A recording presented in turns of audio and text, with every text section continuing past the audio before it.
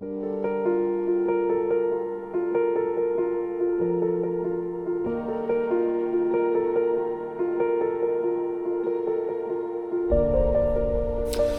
ladies and gentlemen, good morning, everyone.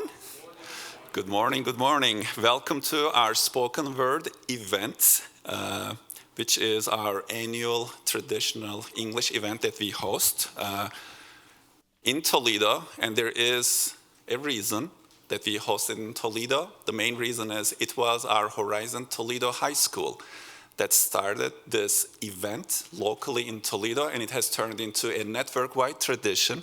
So we would like to acknowledge and recognize and thank the great principal of Horizon Science Academy Toledo, Rachel Snyder, who is sitting back there. Let's give her a big round of applause. If you don't mind, I'm going to use this one. So, my name is Michael Kuran. I am one of the organizers of the Spoken Word event. It is my honor to welcome all of you on behalf of Concept Schools and also the organizing committee of the Spoken Word event. The theme of today's event, or this year's event, as you see on the screen, it says, Joy in the Midst of Struggle. And you will see a lot of great performances around this theme, and we are so excited and looking forward to it. Today we have 94 students who have registered for this event, who are coming from 13 different schools across the network, representing 5 different states that are Illinois, Indiana, Ohio, Michigan, and Missouri. I haven't missed anyone, right? No, okay. Please give yourself a big round of applause. 5 different states in the heart of Toledo. And this is a great event. As much as you're excited, a lot of people are also excited. So I want to say a few thank yous, if you don't mind. First and foremost, I want to say thank you to all of the students who have put in a lot of hard work and effort to this process. It is creative work that they're putting together. And I also want to thank them for another reason: to be brave and courageous enough to get up on this stage in front of a lot of people whom they don't even know. So thank you, students, for everything you have done. That is the only reason we are here today. Thank you so much. And then, secondly, I would like to thank their coaches and the staff members who have supported them along the way, who have sponsored the clubs in their schools. This wouldn't be possible without your efforts as well. So our thanks go out to you as well from the bottom of our hearts. Yeah, give it up for our students and coaches. And then, of course, I would like to thank the organizing committee for putting an event together. And as you know, any event takes a lot of prep, a lot of brainstorming and logistics. So thank you so much, the organizing committee members. And also, I would like to thank the Toledo Library, this great venue that hosts us every year. And they are doing this almost out of courtesy, just so you know. So let's give a big round of applause to the Toledo Library. So now I would like to invite our MC of the day, Dr. Regina Armour. Please give it up for her.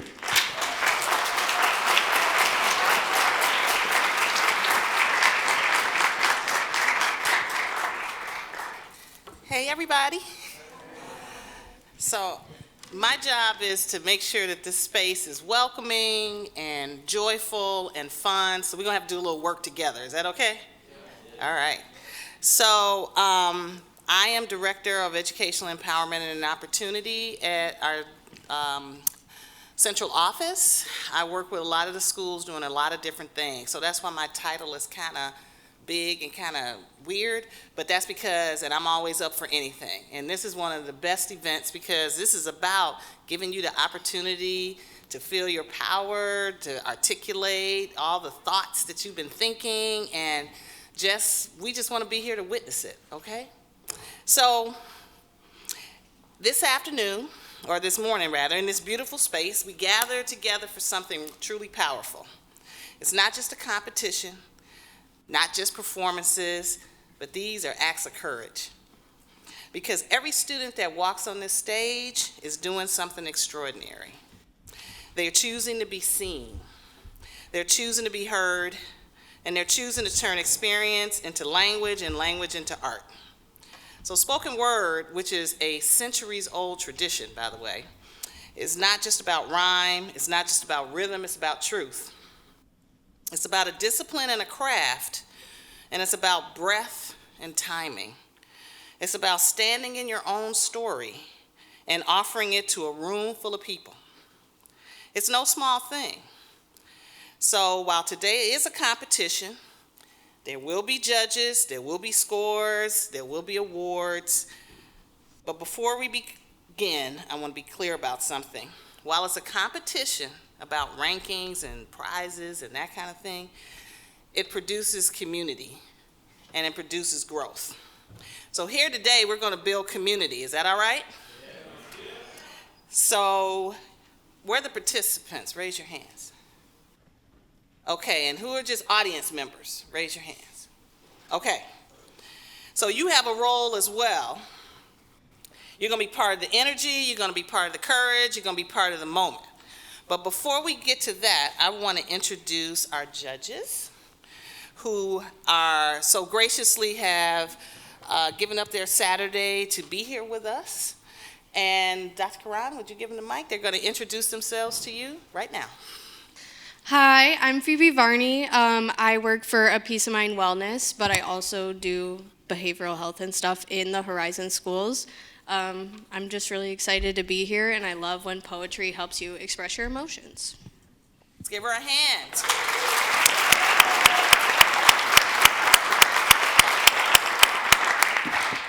My name is Stephen Miller. I am a youth facilitator with the Ridge Project, teaching the character education class called Tyro Youth. And in teaching Tyro Youth, I give kids the opportunity to speak over their issues, speak up about their problems, and do it personally so that we can move on and move forward in growth as young adults, right? And so what better way to speak up and speak out like spoken word? I appreciate everything you're doing and everything you're going to do, and I look forward to all of the talent that will be shown today. All right, thank you.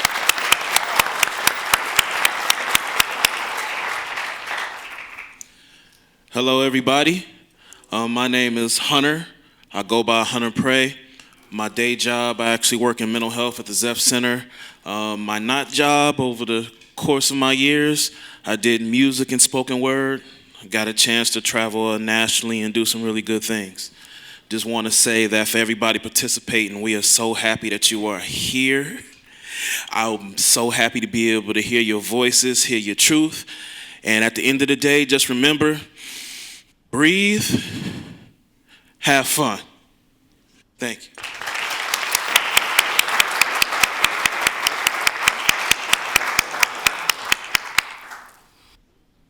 We want to introduce Mr. Davis. Sit down on the end. He's got an important job, so we might need to know who he is. Hello, everyone. This is Sam Davis. I'm the Director of College Counseling and Alumni Relations at Concept School. So I'm really excited to hear your stories. So I'll be working with the judging process. Good job.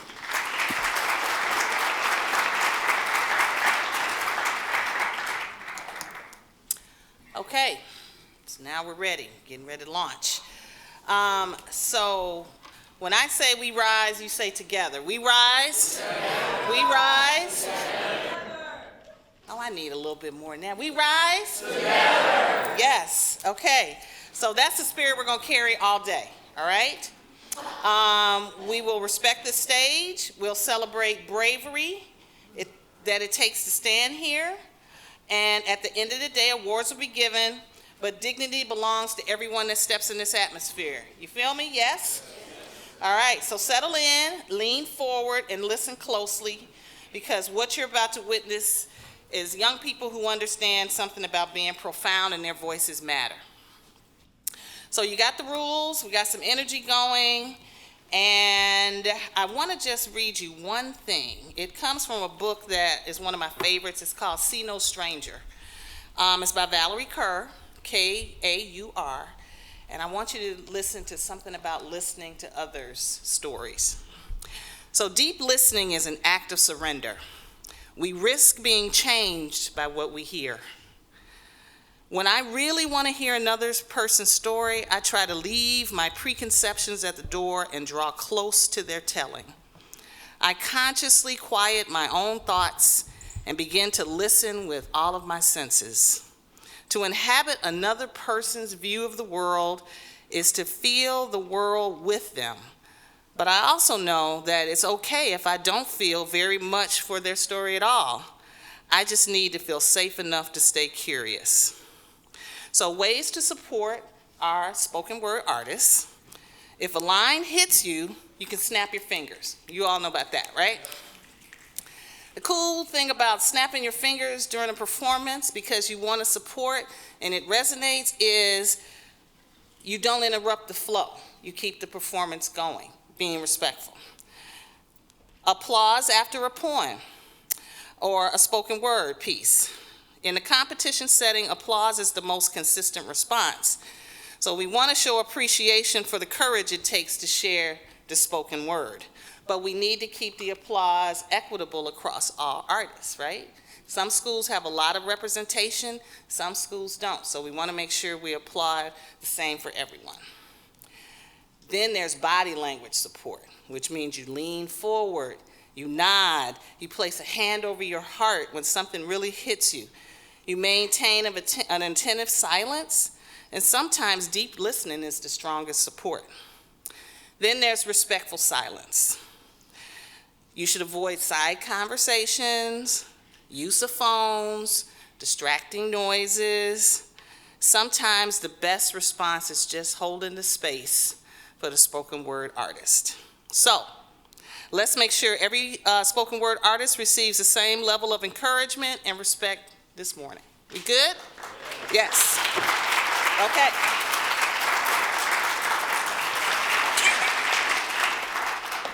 Hello, my name is Catalina Rodriguez, and I'm number 1, and I come from HSA Belmont in Chicago. The title of my poem is Joy, Even When It's Hard. I learned about joy when I was 2. My twin sister died. Lung cancer. It were too big for a little kid. It changed my life. For a long time, I was just sad. But I learned something. Joy doesn't mean nothing hurts. Joy means still showing up. When I feel sad or mad, overwhelmed, I put on my headphones, I listen to music, I draw. Just lines, just colors, and for a moment, I can breathe. Losing my twin was very hard. But it didn't stop me, so I smile. Not because life is easy, but because I'm strong, and because joy can live even when it's hard. My name is Amul Barak Identity. I'm number 2, and the school I represent is IMSA West. The title of my poem is Remember When You Were Little. Remember when you were little and told not to lie. So you spoke of scraped knees, of dark that hummed too loud, of chests that felt like locked rooms. And they said, be brave. You looked them in the eye and hoped they would believe. Remember you were little and told not to lie? So you carried truth like a backpack. Unfinished homework, almost dreams, questions pressing through the seams. But here's what they forgot. Struggle is not a judge's gable. It is a door that holds your weight, and it only opens when you push anyway. The hands that shook learned to steady a brush. The voice that cracked learned to sing through it. A thin note floating on air that once broke it. Remember you were little and told not to lie? So don't lie now. Don't lie about nights you thought quitting would be easier than trying. Don't lie about mornings that felt like lifting mountains but your hands were ready. Don't lie about smiling through rooms of people and still feeling alone. Tell the truth. You are still here. Your shoes are by the door, untied, waiting in a room that once echoed only doubt. Joy slips in like sunlight through blinds at 6:17 a.m. Quiet, unnoticed. It feels like laughing too hard with the wrong people on the right kind of day, loud in a way that feels like staying. It is finishing what tried to finish you, tying your laces tighter than yesterday couldn't do. Remember you were little and told not to lie? So say it with me. You bent. You learned the shape of almost breaking, and instead, you called it stretching. And somewhere between your ache and your answer, you found it. A thin thread of light woven through your scars, proving even fractures were part of your song.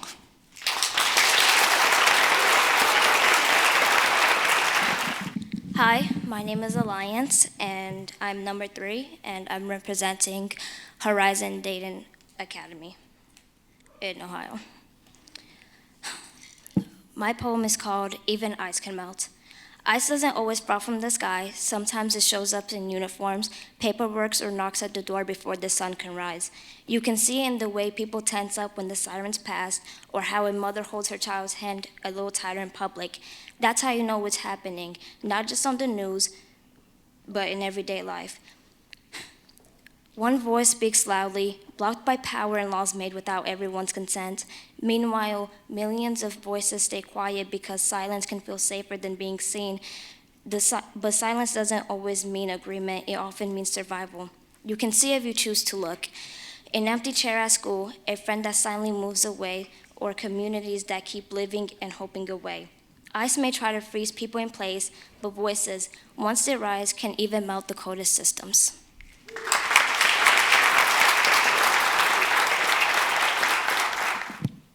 Hello, my name is Elizabeth. My number is 4, and I will be representing Indiana Math and Science Academy. My poem is called Still Standing. Tell me, if a woman can refuse to stand enough to make a nation tremble, why does my joy still feel like rebellion? If a man can stand our marble steps and release a dream so cold like it leaves his body, it sounds like 1963, don't it?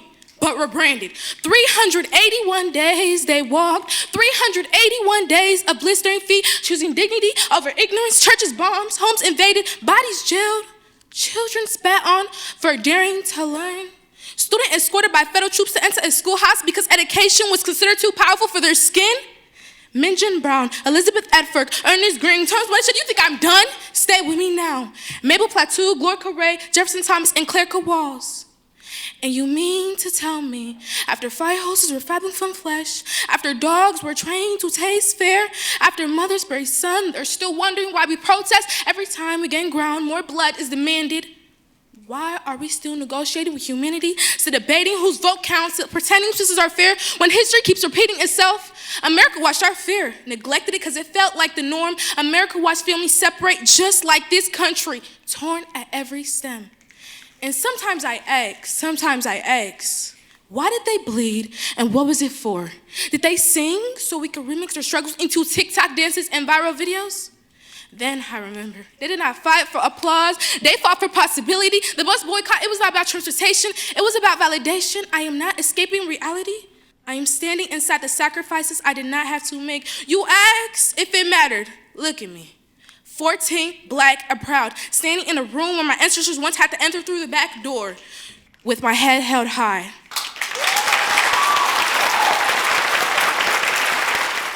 Hi, my name is Kamadi Abrams. I am number 6, and I will be representing Horizon Science Academy High School. My poem is called A Distant Love. The screen brings you close, then sends you away, a pixelated ghost in the gray of my day. The miles stretch long, a cold, heavy chain, yet inside the silence I find joy in the pain. I hold your laughter in my mind, a warm shining spark, still I smiled at the screen, a lighthouse in the dark. Our love is a shield against this empty room, a seed at hope pushing through the gloom. Though the world feels divided, this bond is my power, definitely a love-scented flower. So I dance with your ghost, though the distance is vast, holding pain and joy till I hug you at last. The map between us stretches wide, 1,000 miles I cannot hide. I trace your face on screens of blue and send my heart across to you. I feel your warmth in the morning light, yet wake to silence in the night. The stars above are just the same as I softly whisper out your name. Though oceans wide and time zones apart, you hold the compass of my heart. This quiet ache, this patient waits. It is just the test of loving fate. So dream of me, I'll dream of you, until the miles turn into few. A love so strong cannot be broken, my words left cold and unspoken. Good morning. My name is Samuel, and I'm representing IMSA West. My number is 7. There is always a standard for everything. Stand up, sit down, sit up, stand down. In a world where existing can get us killed and the killers watch us die, still unfulfilled, what do? We can't live in peace. We can't die in peace. And so then every great figure before us realized we must thrive, we must adapt, we must push in an environment that pushes back. But this is still America, land of the free and home of the brave. But is it? Because from a 13-year-old black boy's point of view, even kindness isn't free. It can be traded. And the brave who came to find a home, the ones we call the backbone, are being sent back home alone. The people who make the world go round, the farmers, the cooks, reduced to crooks, yet for some reason we still don't break. Why? Because they must shield us from the pollution of the world. Why? Because if they don't, who will? Why? Because their children must live a better life than they did. So they absorbed all the pain, the sorrow, the agony, and the shame, so their children don't have to play the same game. There is always a standard for everything. Stand up, sit down. Sit up, stand down. Hi, my name is Nyla. My number is 9, and I'm here representing IMSA West. My poem is called Save Yourself. You feel it before you can name it. The weight settles onto your shoulders like it belongs there. You don't look around for help. You don't want to seem like a burden. Slowly, as more and more is added, the deeper you sink into guilt until your lungs start to fill up with the same feeling. The one you can't quite shake. Suddenly, you can't breathe. Every problem you push aside flashes across your eyes. You shut them tight, hoping you're dreaming, hoping the way you're feeling isn't real. You know it is. You open your eyes, and there it is, everything you ran from, waiting. And you realize there's no escape. The weight on your shoulders isn't just gonna disappear. So you open your mouth to scream. But regret is seeping into your throat and nothing is coming out. Nobody can hear you. No one's coming to save you. So you save yourself. You find the light in yourself and grasp onto it with the last bit of strength you have left, and you pull harder than you ever have before. The weight begins to fall. Your legs remember how to move. You push through everything your life has brought upon you, and as you feel it fly past. You walk through it all.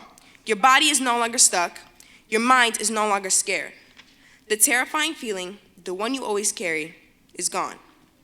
You put down what was never yours to hold, and for the first time in a long time, you are finally free. Hi, my name is Amani Houston. My number is 10, and I'm from Horizon Science Academy High School. I was tired and alone, no one to go to, no place to call home, but soon there came a spark of light to pick me up and make me shine.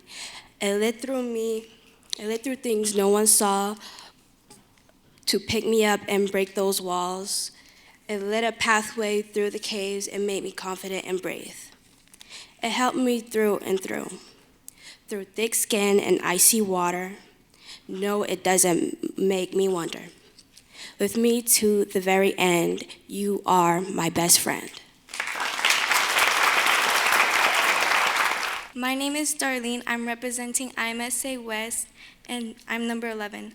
My poem is called Whispered Joy. If your chest feels heavy tonight, please remember, you are not broken. You are still here, and that alone means everything. It means your story isn't finished quite yet. There are sunrises you haven't witnessed, laughter you haven't laughed, and people who will feel like home.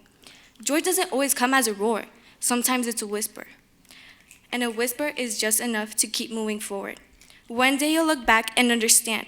This darkness was not the end of you. It was a soil where your roots dug down and grew deeper, where you learned that even broken things can bloom again. So if you feel like giving up, please stay. Because this world, messy and imperfect as it is, blooms brighter because you are in it. Thank you.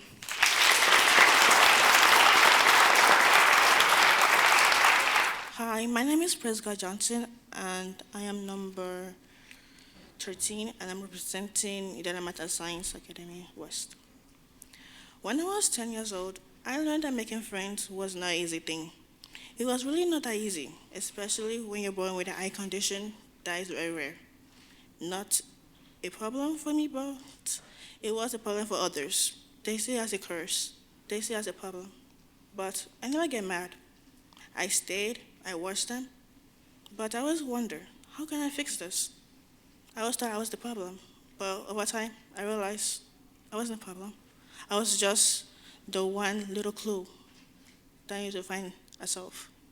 Finding myself was hard. Finding people that said me was hard. But finding the people that really cared, that really stayed there, that really, really, really, really cared was hard. But stay though. Stay, don't judge, don't look, don't bother. Don't let them push you down. Don't let them call you alien. Don't let them put you in a place that you don't want to be. Don't let them call you names. Don't let them walk over you. Don't let them put your dreams as hopes, as opinions, as what you don't need to be. Don't let them. Remember, open the bright door. Open the door that always leads you to the future. Open the door that will always lead you to yourself. Open the door that will lead you to who you are. Thank you. Hello, my name is Annalise Pinedo, and I am representing HSA Belmont. My number is 14. The smile I wear. I wear a smile on my face most of the time. So people think I'm okay. So people think I'm fine. So I don't have to answer all the questions I'm not ready for. They don't see what I'm carrying on the inside because smiling is easier than explaining everything. It keeps people from asking questions I don't want to answer. And sometimes I wish someone noticed anyway. I wish someone would see past the smile and know how I feel. But still, I keep the smile on and I keep going. Even my smile feels tired when it feels heavy because my smile is not fake. It's brave, it's trying, it's joy, right in the middle of struggle. So for now, I will keep going, I will keep trying, and I will keep smiling. Hello everyone, my name is Nevaeh Johnson. My number is 15 and I'm representing IMSA West. My poem is called Future Me. Dear future me, are we finally free? Are we finally free from the pain and anxiety? Are we finally free from the thoughts that bored inside me? Wait a minute, let me start over. Dear past me, if I could only show you what was coming. The pain and blasphemy that turned to excruciating agony from cousin to cousin getting killed for the same academy. But that pain is something different. Makes me want to claw at my own skin. Makes me realize how life really ends. So brutal and cruel that should be a rule. And you can't get mad at me for searching for something that doesn't sadden me. But sooner or later we find a certain place. There's a space that's so soft, so peaceful, the pain fades away as if it was a movie sequel that never ended the same. Only for a minute though, but it felt like years before I had to start crying puddles of endless tears, and that place is different each time. Further and further away just to see if I can make it to the end of this game we call life. But back to life, back to reality, where I know this pain can never take advantage of me, and I survive each night. Not because of friends, not because of media, but because of someone who I consider somewhat like encyclopedia, with all the right things to say and is here every step away. So Mom, this is for you, for someone who's been 100% true. The way you hug and coddle me makes me feel like the world evolves around me. It makes me feel sane and okay. As all the pain slowly fades away, I wish I knew how to do what you do, because I truly, truly love you. Hello, my name is Aaliyah. I'm number 17 and I'm representing IMSA West. When I was younger, I thought growing up meant having it all together. I thought it meant no worries. I thought it meant fun and freedom. Nobody warned me it would be like this. Like everyone is watching and waiting for me to get it wrong. The pressure, the weight of proving myself every day. I smile when I don't mean it. I laugh a little too loud. I cheer for everyone around me while something inside keeps dragging me back down. It's not one thing. It never is. It's everything all at once, twisted up together. The anger and the sadness. It feels like anxiety squeezing tight, filling up my chest, stealing my light. I celebrate my friends' victories and watch them shine while hiding my own losses, pretending that I'm fine. Even when my heart feels heavy, tired, and worn, my thoughts won't stop. It keeps rushing in like a storm. I fidget with my hands, pencil tapping on the desk quietly, waiting for it to pass, but it doesn't. Instead, the voices get louder. Keep up, don't fall behind, screaming loud, trying to control my mind. Those voices shout so loud inside of me, ringing like alarms that won't let me be. That alarm keeps ringing night and day, never fading, never going away. It follows me in silence, it echoes in my head, every step I take, every word unsaid. It's loud in the quiet, it's loud in the crowd.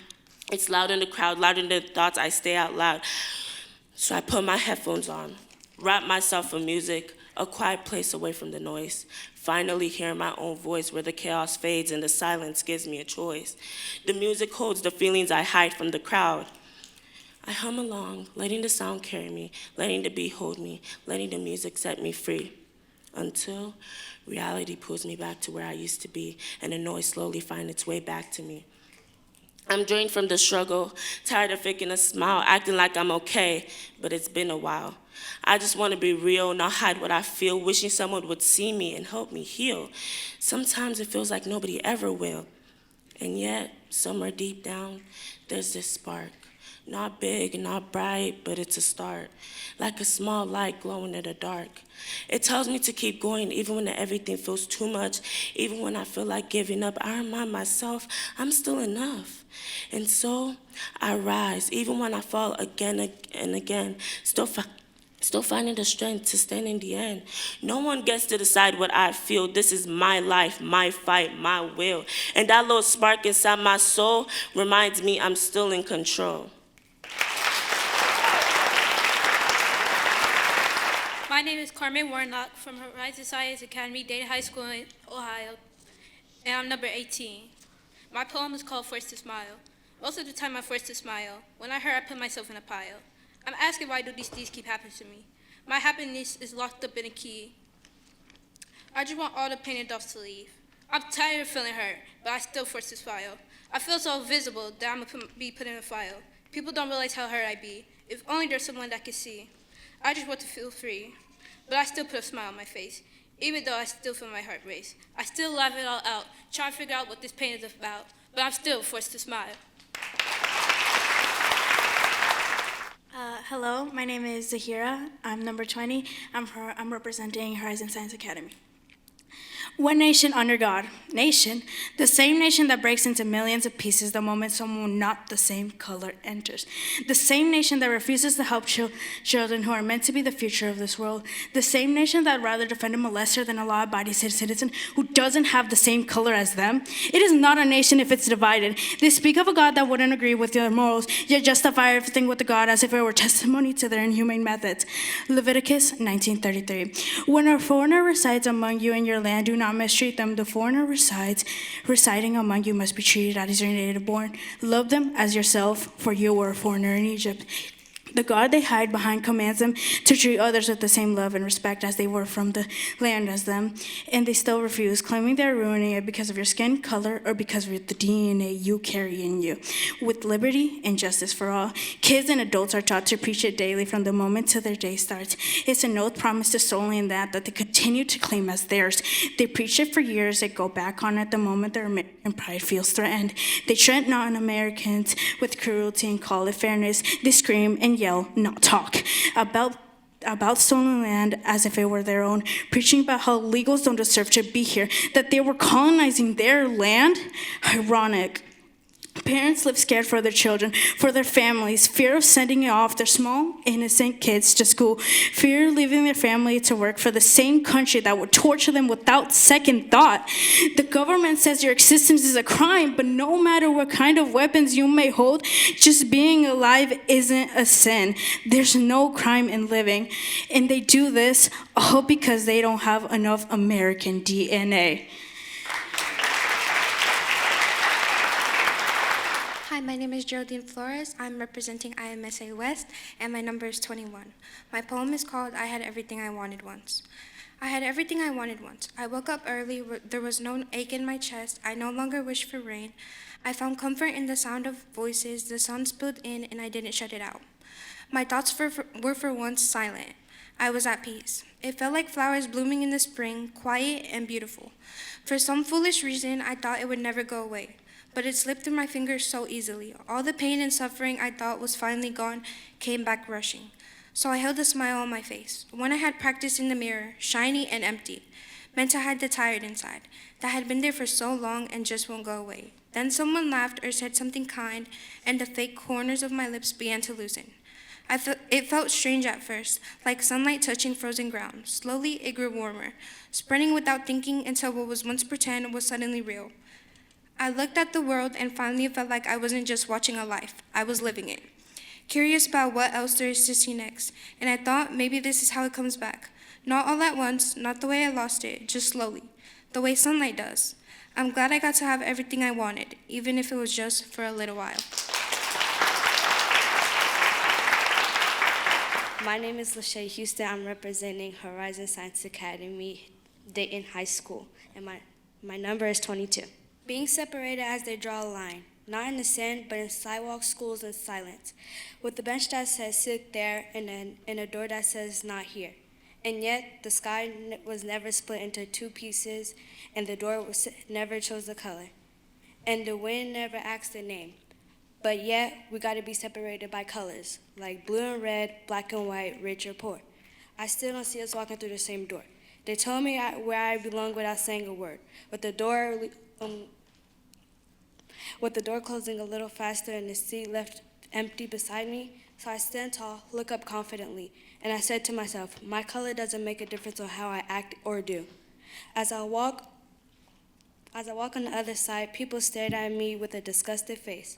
I still smiled and kept walking, when the big man stopped me and complained that causing a problem, as other big men dragged me away. But in my head, I see no difference from our skin, but I guess I'm just gonna be a little girl who keep this in her mind.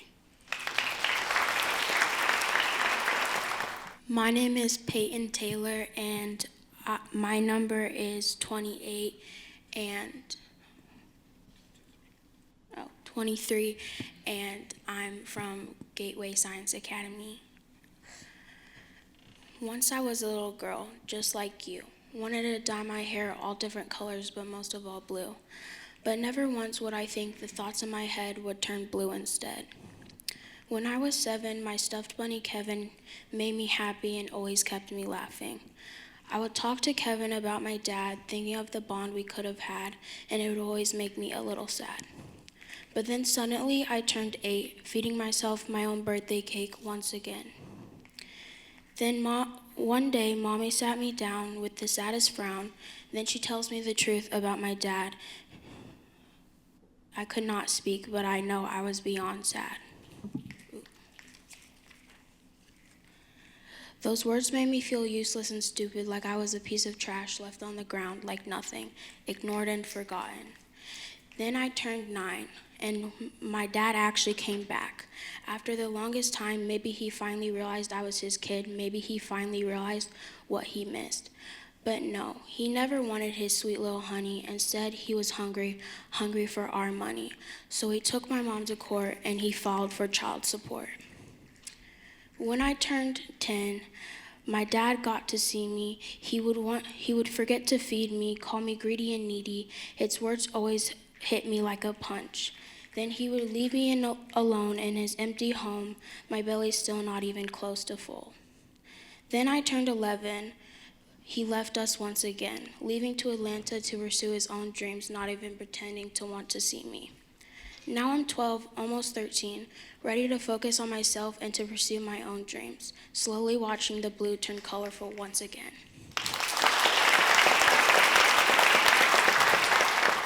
Hi, my name is Ajibola Adekoye. I'm from IMSA West. My poem is All Things Come to End, and my number is 24. At the age of 10, you would think I was still playing Roblox with friends, still playing pretend, still trying to figure out whatever came next. But all things come to end. At the age of 11, my back was so broken it could no longer bend. I lost my childhood early. Not everyone's life is bright and pearly. Let me take you back, age 5. He's saying you want to play hide and seek with me, but snatched away my dignity. Not everyone's life is bright and pearly. Imagine being 5, 6, 10, and 11 and learning your self-worth was something that could be taken. Anxiety made your mind rush back and forth, and there was no one there to tame it. The older I got, the more I understood not everyone's life is bright and pearly. And that makes people suffer from temporary insanity, trying to live a perfect reality, delusion, their best remedy. So maybe that's when my shadow started standing in front of me, getting all cozy. I could feel the cold slowly creeping in. It felt like thorns beneath my feet, like a nightmare on repeat. Like the ground has quietly disappeared. I wanted something real, something strong, something that made me capable of saying the things I wanted to say and doing the things I wanted to do. I lost all hope until I found you. You showed me a different point of view. You helped me experience something new. That the code doesn't stay. That the code doesn't stay. That the shadow can be moved. That the bright and pearly was always possible for me. Most importantly, you showed me how to be loved only by you. Okay, we're ready. How many parents do I have out here? Parents, caregivers, aunties, uncles, yeah? Let's give them a hand, yes.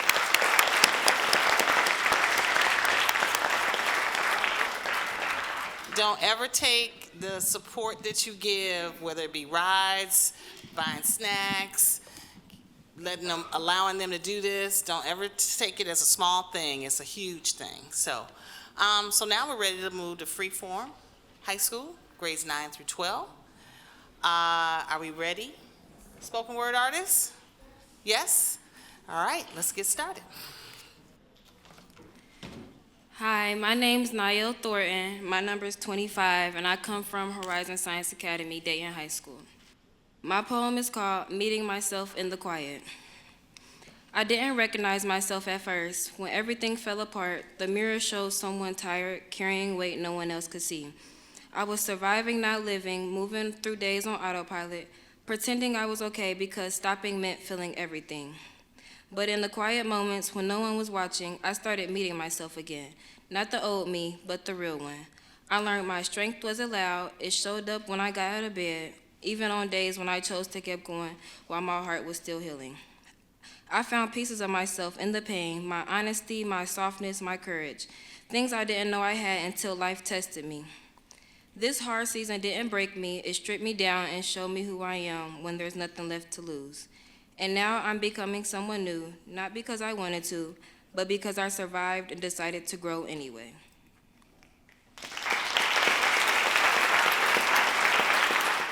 My name is Genesis Carvajal, and my number is 26. I come from Horizon Science Academy, Southwest, Chicago, Illinois. I want someone who feels like home to a heart that has been waiting for too long. I want someone with a soft heart that feels like a warm chimney in a cold winter. I want someone unique like a handwritten letter and a full word of text messages, and strange in the way that makes me feel like home in a completely strange place. Someone who could be the walls of my home, a place where I can finally let go of the chrome and just be me. I want someone who shares my prayers and my deepest thoughts without feeling judged, to kneel beside me in the quiet hours, who stays to move when the rest of the world gives me a shove. A woman who loves God as fiercely as I do, so love becomes an echo of the greatest love. I want someone who holds magic in a single stare, so I love and come up my heart with just one single smile. I want to be his comfort, his guide, the one who stays faithfully by his side. Maybe not now, but when our hearts meet in the perfect time. But maybe it's foolish to dream this way of a love I haven't made today. And yeah, I know I'm just a teenager. But maybe I believe that one day I found the one meant for this heart that has been waiting for too long. Hello, my name is Caden Jackson, and I'm number 27, and I'm from Horizon Science Academy, Belmont High School. Everyone has a story, even before they were born. It's written by your ancestors, but people are torn. Because while they see you, they also see a past that others define for you. A past that only shows a small part of you. They see a free black man, a Hispanic man, an Asian man, an Indian man. They see a privileged white man. They see someone different from them, but they still don't see you. They try to understand you through stereotypes, but you are a person that doesn't fit a stereotype. People get too caught up in the history of your country, the history of your race, the history of your ancestry, all when they see your face. But they don't see your history. People like that will define you by anything they can. Gay, you must be girly. Black, you must be ghetto. Migrant, you must be a criminal. That one's from Trump. He partakes in this dump. And when your president sets the precedent, that ignorance spreads to the people, leading to them deciding the way you're going to be before you even made your first impression. Usually not positive assumptions either. Your impression and your story can face oppression. Oppressed communities know this all too well. Yet when told these stories over and over again, they believe them and enforce them. Oh, you speak too proper. That's a bad thing? Oh, you're not black, you're light-skinned. Both my parents are black. Oh, you really haven't struggled like us. Why do I need to prove that? Maybe I don't fit in with my own communities all the time, but I'm also gay. That's a community, right? Well, yeah, it's a small one that everyone attacks all the time. They don't care if it's right, they just care if they get a laugh. They said things like, you're basically a girl. I'll put you on with him if you don't do this. You're gay, so I don't want to talk to you. They've said so much more, but I'd rather not go on for days. Are we not tired of this? All this is racism and prejudice. Sometimes played for laughs, sometimes used to hurt. We've done nothing to be your nemesis. All you do is spread pain that won't go away, just like the stain. Is this the world we want? One of hate and pre-told stories, one that ensures the self is gone, allowing for mass cultural exploitation? This world is filled with fake stories, and you eat it up for your own disfiguration. Understand, those stories do not define you. What you do now defines you. No matter who you are or where you're from, you can be whatever or whoever you please. Just remember, be yourself, not somebody else. Hi, my name is Chelsea Vollmer. My number is 28, and I'm representing Gateway Science Academy High School. A light among the imperfect. Freshman year. I anticipated it to be extraordinary. Grades, classes, I wanted to share my light with everyone. I hoped every single thing to be perfect as I entered with a bright light. 1 week down. I love my classes. I think of everyone as my friend. I'm not an extrovert, but as a characteristic I affected myself to have at the time. 1 month. My classes are a breeze, just they aren't that fun, but at least I'm making an effort to be a friend with everyone I meet. 2 or 3 months later, drama stirs up between many peers that I considered my friends. I was just there trying to be the glue that held people together. When someone was bad-mouthing each other to me, I would try to solve the situation, even if I did or not, it still caused me stress. 4 months. My mother described me as not the happy girl I'd been, but as sad with my long hair hiding my face, covered in tears. My mother even had me fill out some papers describing characteristics of a real friend. 5 months. I didn't know what it was, but I felt like I was crumbling. My mother said my light was fading. She said it's because I saw the world as everyone being happy and being friends. But when I saw the opposite, I tried to fix it. I realized I was surrounded by the imperfect world. But at least there was one thing that made everything feel still. An old painting of a man kneeling at an olive tree. He has a look on his face showing pains and afflictions of all kinds. Because no one is perfect. He's still looking up. The painting gives me comfort. My name is Jabria. I go to Horizon from Dayton, and I'm number 29. The title of my poem is Beyond the Dark. Even when the sky breaks open with rain, there's an open blue waiting behind it. Storms don't erase the sun. They only teach it patience. I've learned the broken things still hold their shape. Crack lets light in. A shadow proves there is something shining nearby. Pain speaks loudly, but hope whispers it somehow lasts longer. It asks me to look past the moment, past the fear, past what hurts right now. Because beyond every ending is a lesson still unfolding. Beyond every loss is a strength I didn't know I had. So I choose to look further than the dark, to trust that what I can't see yet, is it still good, still growing, still waiting for me to believe? Maybe strength isn't loud at all. Maybe it's the quiet decision to keep breathing, to keep trying, to keep hoping, even when the sky feels heavy. Because somehow beyond the clouds, the sun has not disappeared. It is steady, it is certain, and one day so will I. Hello, my name is Colin Freed. I'm from Gateway Science Academy. My number is 30. Okay. Walking out, I feel defeated because I gave it my all and it still wasn't good enough.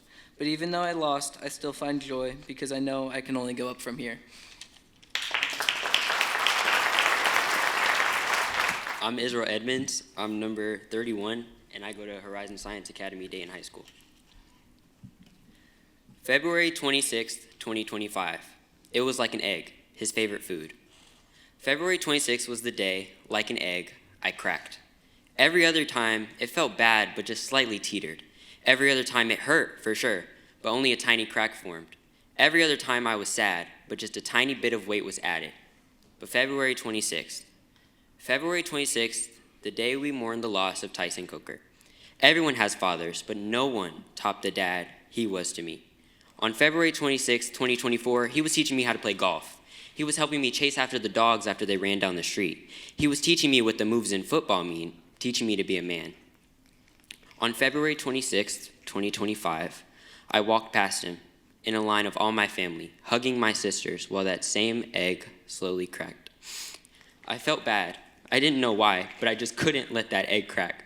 If I could have, I would have, but on February 26th, walking past my dad, I couldn't let that egg crack. All my family could, but I couldn't, just tiny cracks on the edge of my shell. But when I walked past him and saw him smile in this fresh suit, that egg, it didn't crack, it shattered. 10 long days after the day he passed was February 26th. And on February 26th, all the pain, sadness, regret I had all came out at once. That egg was finally able to crack. It's been 13 months since then. 13 months since February 26th. 13 months since I cracked. I felt like life was meaningless. There's no point without the man who taught me everything I know. That's what made that egg crack. But that was the point. The point of teaching me was so when he wasn't here, I'd survive without him. He knew everything, and now that he's gone, I at least know a tiny bit of what he knew. On February 26th, 2025, Tyson Coker's body was considered dead, but because of the 16 years he spent making me a man, he's allowed himself to survive through me. Tyson Coker and Israel Edmonds are surviving. Hello, my name is Abinabona, my number is 32, and my school is Horizon Science Academy, Columbus High School. The title of my spoken word is An Arbor Philosophy, or Joy from the Perspective of a Tree. The picture of life, a blank slate, painted by the droves of days, circuits of serotonin sizzle in waves, like waves kissing the shore before eventually pulling away. Joy, a jar is stored in my heart, but is it truly here to stay? At any moment could it break and flee the confines of my mind? Yet, in swerving seasons of bliss and torment, left a truth for me to find. In hints of time, within the dirt, sprouted from earth, a small seedling, my being, shrouded in sunlight, filled with delight, a seemingly joyful sort of feeling, but amidst strife it dissipates like mist, its existence completely seizing. It was ignorance, an act of insolence, taking my age of innocence for granted, and past dog days beaming with nostalgia remind me of the hopes that I left unplanted. Seconds, minutes, hours, the clock's hands power forward, but I try to push them back. Unprepared for a world of pain, I disdained how stacked the odds were against me, yet when piles of trials flooded to and through my doorstep, I managed to remain. The pith of my soul persistent to grow, my roots twisting in the soil below, and after the toil, my eyes could not believe the sight of a coily stem stretched out into a tree. My bark cements my formidable stance, green leaves, they decorate my every branch, but a look more than a glance will recognize I am as delicate as a feather. Axes of lumberjacks relentlessly hack down on me like thunder in stormy weather. Budding flowers on my twigs quickly wither away in flames of wildfires. Critters create litters in burrows of my trunk as I try to hide my hollowed out flesh from the inside. Highs and lows, they come and go. They're familiar through exposure, but monotony made me lose my composure like I was just a gust away from blowing over. Joy, is it a jar where only apathy remains, unable to contain either glee or sadness, so much to ask, too much to grasp? Loggers cry out, timber, as I tumble to the ground and snap in half. I gaze at myself. The wear, the tear on my stump, my reflection dances on streams of living water, lamenting what I've become.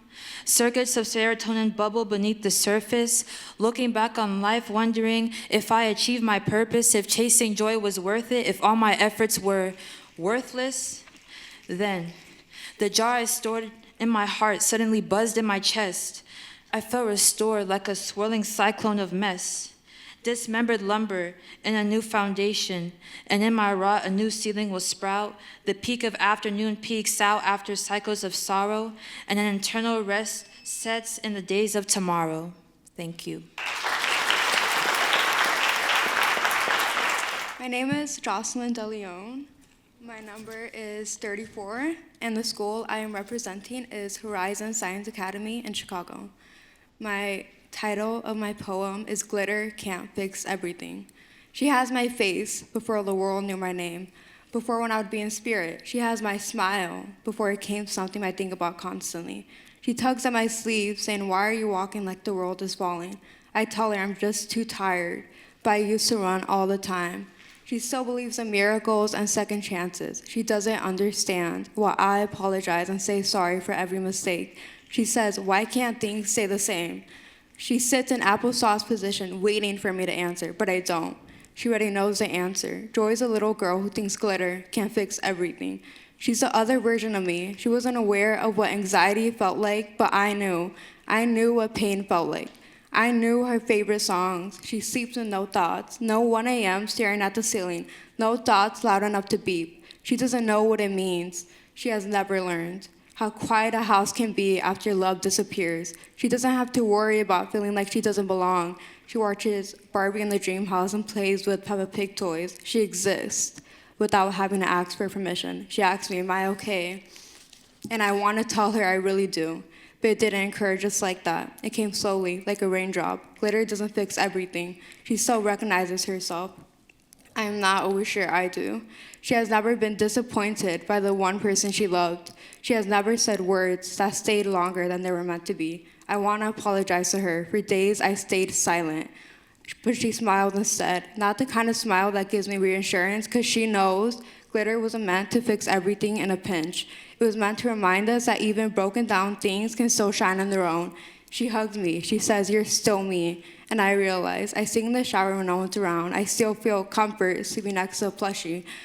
I laugh without thinking at times. It doesn't eat a spoon of peanut butter. It doesn't run barefoot. Now it silently whispers in the dark. Now it waits. It is still here. It is here in the way I strive to keep pushing. It is here in the way I'm able to breathe air each day. It is here in the way I'm standing beyond everything. It is here in the promise that life, even after everything, gets better. And she squeezes my hand as tears drop from my eye. And for the first time in a lifetime, I don't feel like I lost her. She grew with me. Sometimes it's a voice inside of you whispering, "We made it this far." Hi, my name is Peyton Perfader. My number is 38, and I'm from Gateway Science Academy. The title of my poem is School Home. Whenever school felt heavy, heavier than my book bag, when life knocked me down again and again, you never asked me to grow up, me to be stronger, or me to ask why. You brought comfort. You brought a sense of community, of safety, of love, a sense of home. So close to giving up, so close to giving in, to fear, to exhaustion, to the trauma weighing me down. You remind me that I am capable, that I can stand on my own 2 feet, helping me reach things that I thought were beyond my reach. So to you, thank you for being with me. My name's Corbin Coe. I go to Indiana Math and Science Academy North, and my badge number is badge 39, and my poem name is based on a true story, Man in the Mirror. When you're hit by a storm, God will always provide an umbrella. But this time, your life changes in a crazy manner. Overthinking without reason, your mind is in a shuffle. Fake friends around me, there's no one to talk to in my bubble. I'm still in the storm, my umbrella is getting closer. For a second, my mind kept telling me that it was over. I realized through it all, I was genuinely overreacting. I just didn't feel the need for any satisfaction. We're stuck in the storm, my mood changes and that's for a reason. Fast forward, the weather changes like a different season. I'm still fighting and I'm trying to hold on to my shield. I realize time changes when it all gets real.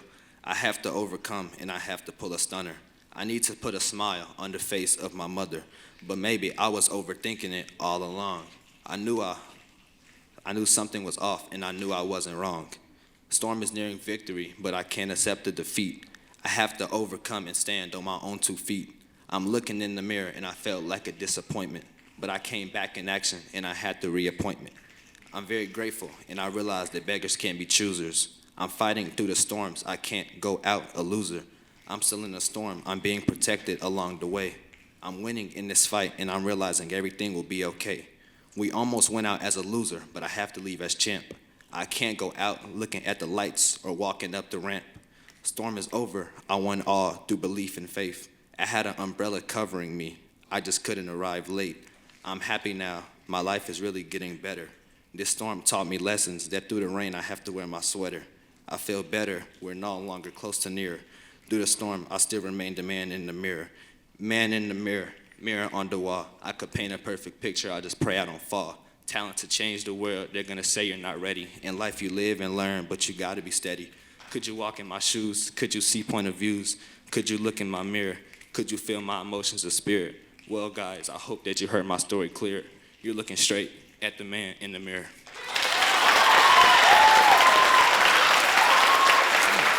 Hello, my name is Andres Aranda. I'm number 14, and I come from Gateway Science Academy. So, a poem from my beloved Joy. Un poema sobre mi alegría.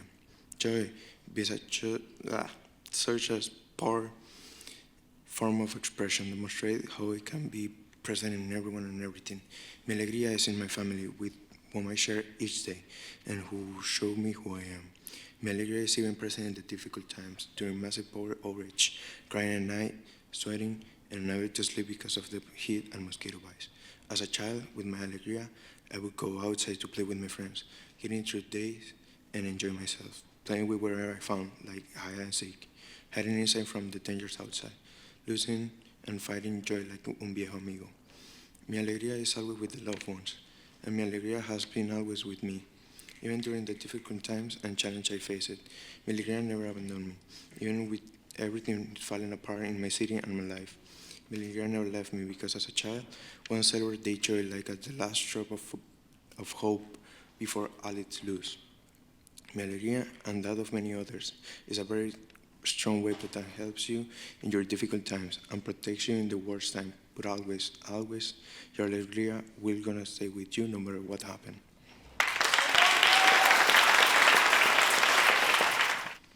Hello, everybody. My name is Natalie Dukes. My number is 41, and the name of my poem is Anxiety in Me. Ever since I was young, I had always been nervous and scared to talk, specifically to strangers, whether it be making new friends or just paying for something at the cash register. Well, I've known you for a while, and you don't seem to have social anxiety, or you don't look like the type to have social anxiety, is what I've heard my whole life. When it comes to people I'm comfortable with and known for a while, it's way easier to start conversations. Just go up to them with a quick greeting and get to talking. But when it comes to strangers, I become as stiff as a stick. My body tenses up and my brain fills with thoughts. What do I say? What if they think I'm weird for trying to talk to them? Or, am I even doing this right? Thoughts like these are what stop me from trying to make new friends and overall trying to step out of my comfort zone. On top of all of this, I used to have a major stutter. All of this mixed with my horrible communication skills was a concoction of failure and me leaving a conversation feeling like a failure. I remember my mom and grandma forcing me to order my own meals at restaurants and talking to cashiers to try and break that anxiety I had. Although I am grateful for them attempting to help me step out of my shell, it didn't help one bit. However, the one thing that surprisingly helped me was to repeat the exact same thing in my head. Repeat the exact same thing in my head. Repeat the exact same thing in my head when I would try to talk to strangers. They're probably thinking the same thing you're thinking. Just pretend like you know what you're doing. So in conclusion, I just faked it till I made it. I pretended to have that confidence in myself when I would talk to strangers, pretended like I knew what I was doing, and pretended like I didn't feel like throwing up out of nervousness. For anyone else that has struggled with social anxiety like I had and sometimes still do, my piece of advice is to break out of your comfort zone when you're ready and to fake it till you make it. Now that I'm older and more mature, I can confidently say that my social anxiety is under control for the most part. Sometimes I still get those what if fears in the back of my mind when I'm talking to strangers, but I always remind myself that most of the time people don't even notice you're nervous unless you point it out yourself. Along with that, my stuttering has decreased a lot. Even though I still have a stutter, it doesn't bother me that much. And in fact, I always feel like it's a piece of my younger, nervous self I still always carry with me. Thank you.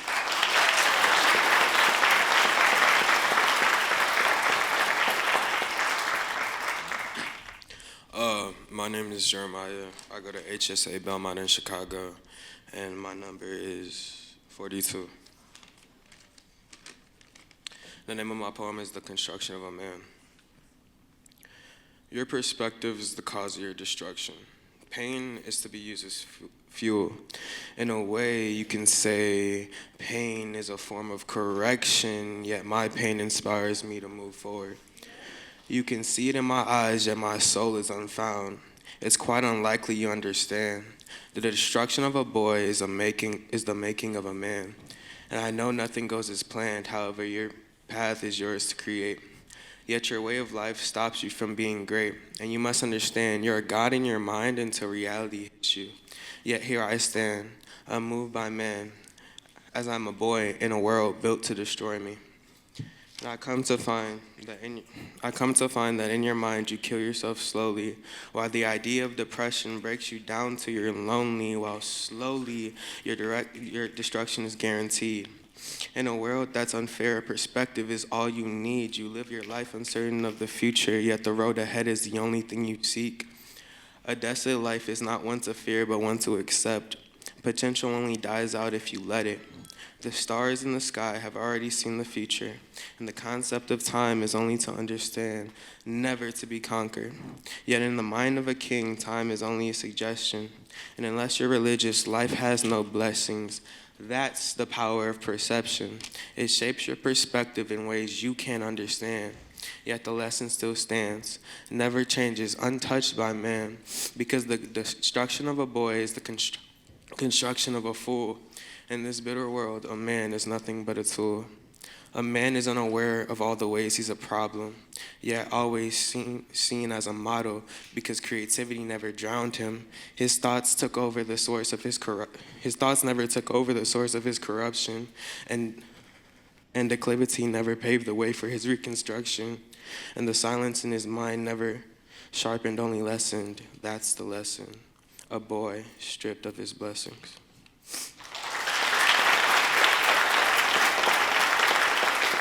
Hello, my name is Fatima Awid. My badge number is 45, and my poem is Untitled. Don't rush it. Live your life, they said. It's not about the journey. No, it's about the journey, not the destination. But nobody told the destination to stop moving. I'm 18, legally an adult, and officially responsible for this thing called life, my life. So I try to follow the rules. Follow the golden playbook set in stone.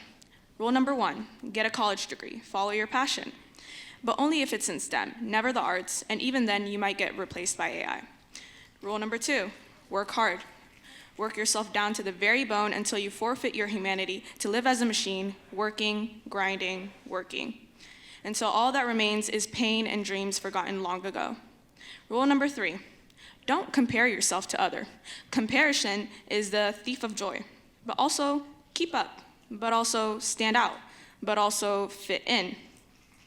Rule number 4, be present. Live in the moment, but plan ahead.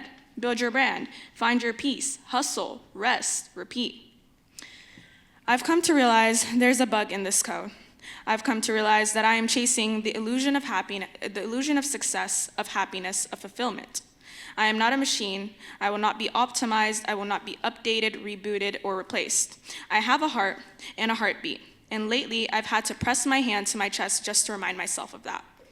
Can't you feel your heart screaming? Can't you feel every fiber of your being wanting to be free? Free from exhaustion in your bones, free from chasing a definition of success whose goalpost keeps moving. Free from the version of yourself you curate for others. Don't you want to be free? Free today? Not 40 years down the line after you've already slaved your youth away, selling your soul to one corporation or another, trading your best years for a pension and a corner office you're too tired to enjoy. I don't have to have it figured out. I'm not supposed to. I'm 18, but I do know this. My heart's words will be heard. I will let my being just be. I will pursue my passions, whether it be STEM or not. I will choose joy deliberately, daily, defiantly. Not as a reward at the end of the grind, not someday, now. I don't want to live just a good life. I will live a joyful life. Will you join me in my endeavor? Thank you.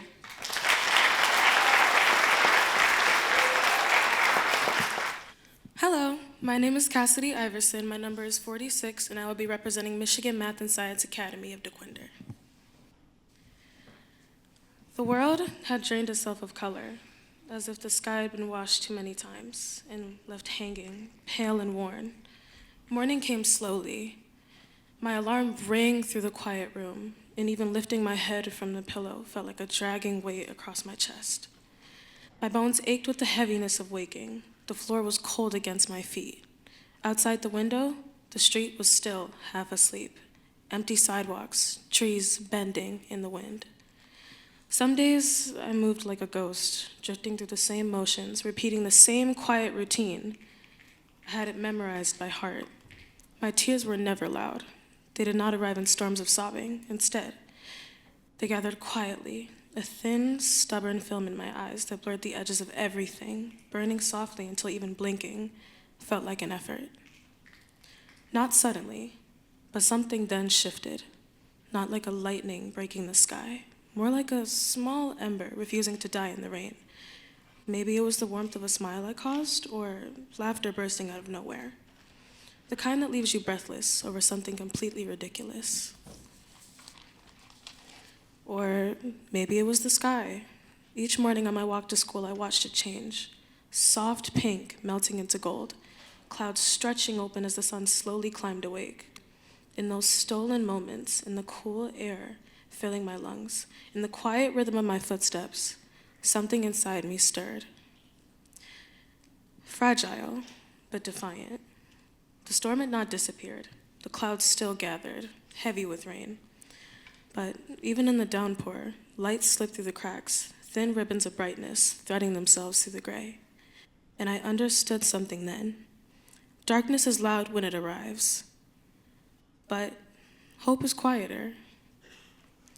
It waits beneath the surface, steady and patient, like a seed buried deep in soil, holding the memory of sunlight.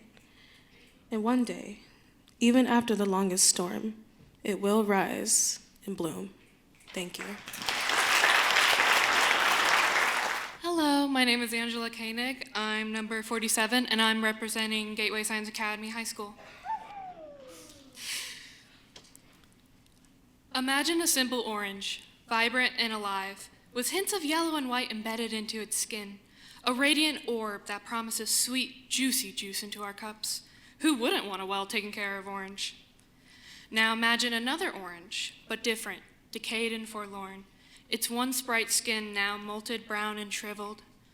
Where there was vitality, now only a foul odor and bitter taste lingers, remnants of what was lost through careless hands. These two oranges are the same fruit, yet something isn't right. One brims with life, the other near death, yet both having the same origin. The key difference isn't just in their appearance or shape, but another way. Now this is far-fetched, but stay with me, because this truth holds deep meaning. Imagine a woman with two orange trees in her garden, one on the left, lush and thriving, watered daily without fail, with branches heavy with ripe fruit. The other on the right, neglected and forgotten, its soil dry and cracked. As she promises herself to care for it, yet never fulfills that vow. Time passes, months turn into seasons. The two trees grow apart, their fates diverging, both loved initially. If you understand why the oranges they bear differ so profoundly, then you grasp the lesson behind their appearance.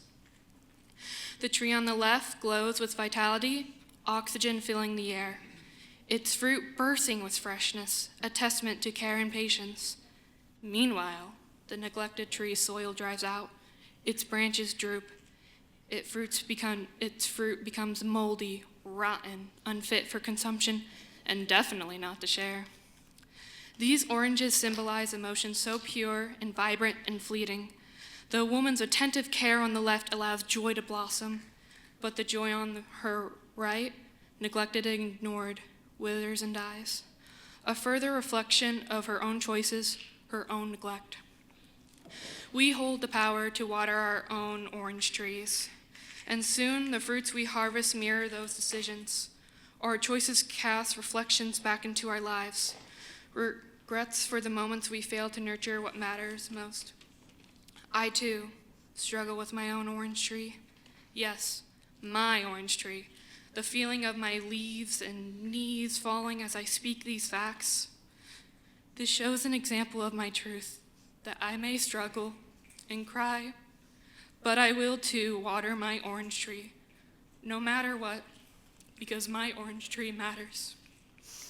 So remember, whether it's a dream, a goal, or genuine happiness, it takes time and effort to care to see it flourish. If we ignore what needs tending, if we neglect our joy, that vibrant orange will decay, wither, and ultimately die. So water your trees, tend to your joy, or face the bitter harvest of neglect and regret, because those bright, lively oranges, or dead, rotting ones, are the fruits of your own choices, the echoes of what you have sown. Hi, everybody. My name is Amaya Arnold, and I'm representing Horizon Science Academy, Dayton High School. And my number is number 48. These heavy mirrors fill my heart with dread. I don't want to, I said, my voice a thin thread. It feels like a constant battle with my own head. I watch my self-esteem fall to shreds and always wish to feel lighter. But he just laughed, a light hollow sound, as he nudged the cold glass scale there on the ground. To him, it was teasing, a game he could play, not seeing the pieces of me break away. Don't be dramatic, he said with a grin, while I felt the panic start crawling within. My boundary was invisible, a line in the sand, swept over by just a wave of his hand. He didn't hear the pleas hidden deep in my breath, or how every ounce felt like a small kind of death. I love the man who can make the world bright, but I hate how he joked while I shrank from the light. He thinks it's a checkup, a casual stat, while I'm left to wonder, am I only just that? A number, a body, a thing to be measured, instead of a heart that deserves to be treasured. He didn't see the silent plea in my eyes or the way my soul started shrinking in size. He walked off, untroubled and free, while the weight of his laughter stayed heavy on me. Each day I feel a piece of myself fade away, but the weight never seems to leave. It always seems to stay. I've been working hard to find a new way to love the person I see in the mirror each day. I'm learning how to let the shadows stray and keep the heavy, unkind thoughts at bay. The numbers on the scale might lead astray, but I am more than what those digits say. I'm moving forward, come whatever may, so to reach a place where I truly feel okay. I won't let these numbers define me. Okay, my name is Cohen, and I don't have a title for this, but I'm number 49, and I'm representing Gateway Science Academy. I'm tired of wringing the water out my socks, singing the same song back to back, going nowhere like a rock, because the potential in a poet is real, and I know it. Only problem is, when I get the chance, I don't show it. It's there, so why am I scared? No one reads these, so why do I care?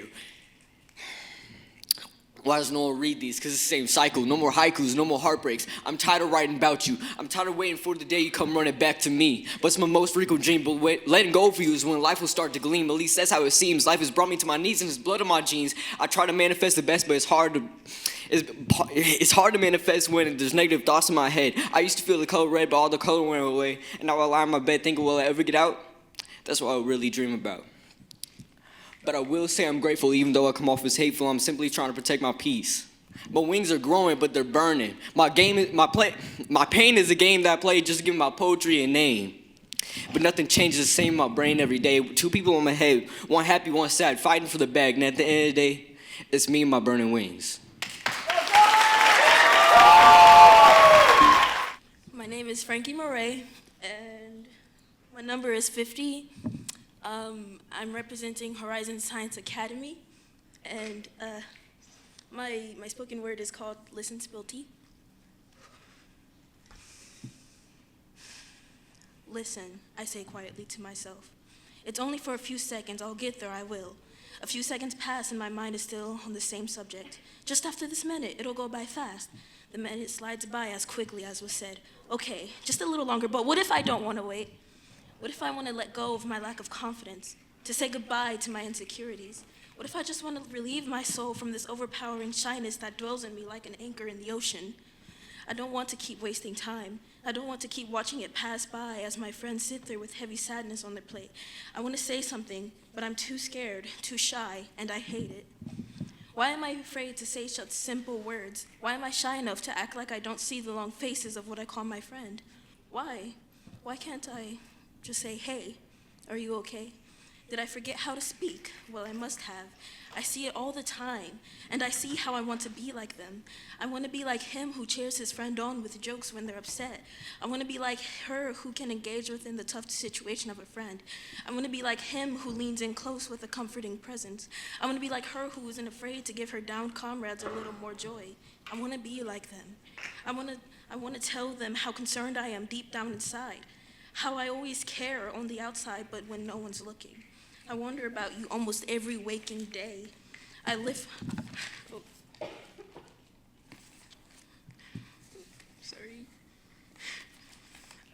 up your chin so that you can keep a bright smile on your face. I will be strong enough to lift even an enemy off of their feet and dust off their shoulders. I'll see them smile.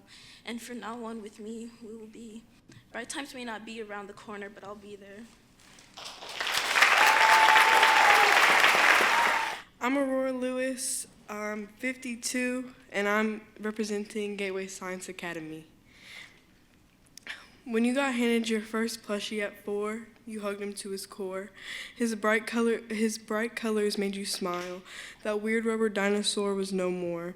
Lion King was everything you cared for. That lion flopped in your arms while you learned, held you during giggles and beauty rest, and while your eyes stormed. He was a toy, but he always heard. Then I got older. He stayed on the bed, still close when I begged for 5 more minutes of doze, but not with me after the dreadful no. You didn't see that coming. You didn't see him holding me during tears while the world flashed by, and while my dog passed, or during my first heartbreak, or when I felt left out, during everything upsetting in my life. But now he's here at a poetry contest, making memories and hopefully winning.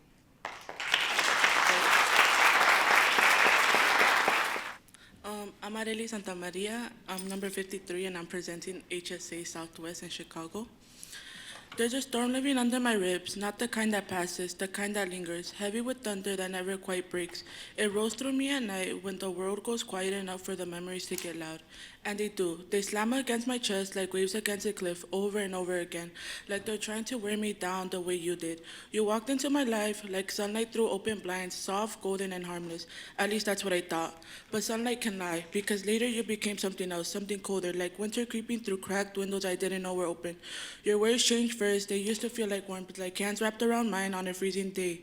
Then they turned sharp, thin, cutting through me like the wind you find in every weak place and makes it ache. You spoke in half-truths and promises that dissolved the moment I tried to hold them. And I held on anyway. Even when my hands were shaking, even when I could feel everything slipping through my fingers like sand I was too desperate to release, you made me question my own reflections. I looked in the mirror and seen someone unfamiliar, someone quieter, smaller, like I had been folded into a version of myself that only took up so much space as you allowed. And I hated that. God, I hated that. I hated how your voice started living in my head, echoing louder than my own, telling me I was too much or not enough, or somehow both at the same time. I hated how I believed it, how I let your chaos rewrite the story I used to tell myself about who I was. Now every memory feels bruised, even the good ones. They flicker in my mind like broken film, laughter that sounds distant, smiles that feel staged, moments I used to hold close, now dripping with something bitter, like a fruit left out in the sun too long, sweet ones now rotting in the edges. And the anger, it sits heavy in my chest, thick like smoke that won't clear. Some days it burns so hard I can't breathe without feeling it. Other days it's quiet, just a dull ache, like a bruise I keep pressing even though I know it hurts. I hate what you did to me. I hate the nights I lost sleep, replaying everything, trying to figure out which version of myself was real. I hate the way you made me feel like loving was something I had to earn. But what I hate the most is the part of me still looks back sometimes, still wonders if any of it meant what I thought it did. And I wish I could rip that part out, throw it in the fire and watch it burn until there's nothing left but ash and silence. But healing doesn't work like that. It's slower, messier. It's learning how to sit with the fire without letting it consume you. It's standing in the wreckage and realize you're still standing because I'm not what you left behind. I am not the shattered glass, odor smoke in the air, or the ruins of something that couldn't last. I am the ground beneath it all, cracked the edge, but still holding, still here. And one day this storm inside of me will finally break, not into destruction, but into rain. Soft, steady, cleansing rain that washes your fingerprints off everything you touch. And when it's over, when the air clears again, I'll breathe deep, full, free, like someone who survived the fire you thought would end them. Hi, I'm Nancy. I'm number 54. I'm representing Gateway Science Academy. Hi. My poem's name is Light Between the Stones. Beneath the weight of weary days, a flicker stirs within the haze. Those shadows clutch with grasping hand, joy finds an anchor in the sand. A whispered laugh within the night, a spark that lights the darkness bright. In struggle's fire, the heart is tried, and joy blooms from thorny vines allied. Within the tempest, a steady pulse, pain and pleasure meet in gentle hush. The soul dances on aching feet, and joy's flame burns on nor retreats. It does not shout nor beg to stay, it hums beneath the roar of gray.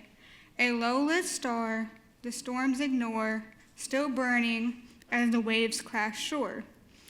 Each scar becomes a thread of gold, woven through the breaks and folds. What once was lost, what bent the spine, now shapes the strength of quieter times. Thank you. Hey there, my name is Kaden Ivan. I am number 55, and I am representing Horizon Science Academy Toledo. And this is a follow-up to my last spoken word from last year, and it's titled, Hey Mama. August 8th, 2025. Hey Mama, it's Kaden. I just found out you left this world today. I know it was a while since I last saw you, but I still had a lot to say. I also know that last spoken word I made kinda made you mad a little bit. And honestly, after all I said, I wouldn't blame you for it. All those squabbles we had, all the cussing, violence, and fights, I still wanted to try and come over, just so I can make things right. But I was terrified to even try. I was afraid of what you might do. Even still, I have realized that you were my mom and I loved you. And I hope you'll still see me as your son and that you love me too. November 9th, 2025.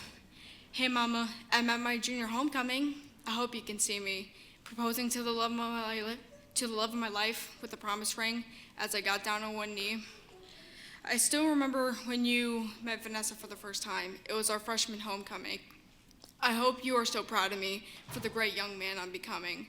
We had an amazing night. I had the time of my life, and I hope you are kicking it with me in the afterlife. December 25th, 2025. Hey Mama, it's me again. Just checking in. Us kids got some blankets with your pictures on them, reminding me of more memories that could have been. Your smile, your laugh, all of those things are the things I miss. But every time I sit there and reminisce, I feel like I'm falling back into a deep, dark abyss. Living this life without you, it's one of the hardest things I have to deal with on my own. But whenever I sit down and cry with your ashes around my neck, I'll know I'll never truly be alone. But I still remember at your funeral, I was sitting there talking to your urn for so long, but then I finally realized that you weren't in pain and that heaven was where you belonged. January 1st, 2026. Hey Mama, Happy New Year's. I wish I could have spent it with you. Starting a new year without you here was very hard for me to get through. At least I got to spend it with Vanessa. She reminds me of you a lot. All the good things about you, and not the times that we fought. I spent time with her and her family. We played a lot of games you would have laughed at. God, I wish I could call you and tell you this, just so we can chit-chat. I still send voicemails, hoping you'll check them out, saying I love you for what it's on the inside that counts. March 14th, 2026. Hey Mama, I'm doing the school spoken word again. I hope you're proud of me for when or if I win. I'm doing it again about you this year, but not in the way you think, okay? I'm actually coming to apologize. I'm sorry for what I had to say. Although most of it was true, that's not what you deserve to hear. And I just wanted to say this, just to make this clear. I'm putting everything behind me, all of the negativity and drama, just so when I die, I can finally see you, hug you, and finally greet you with, hey Mama.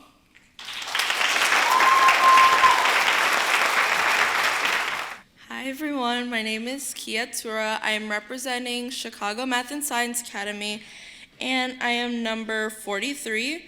My poem is called Seasons of Girlhood. A young girl grows the way trees do, slowly, without noticing. At first, she is all spring. Unmeasured laughter, knees pressed into the grass, questions that stretch as wide as open skies. She bends easily towards light, never wondering if she's allowed.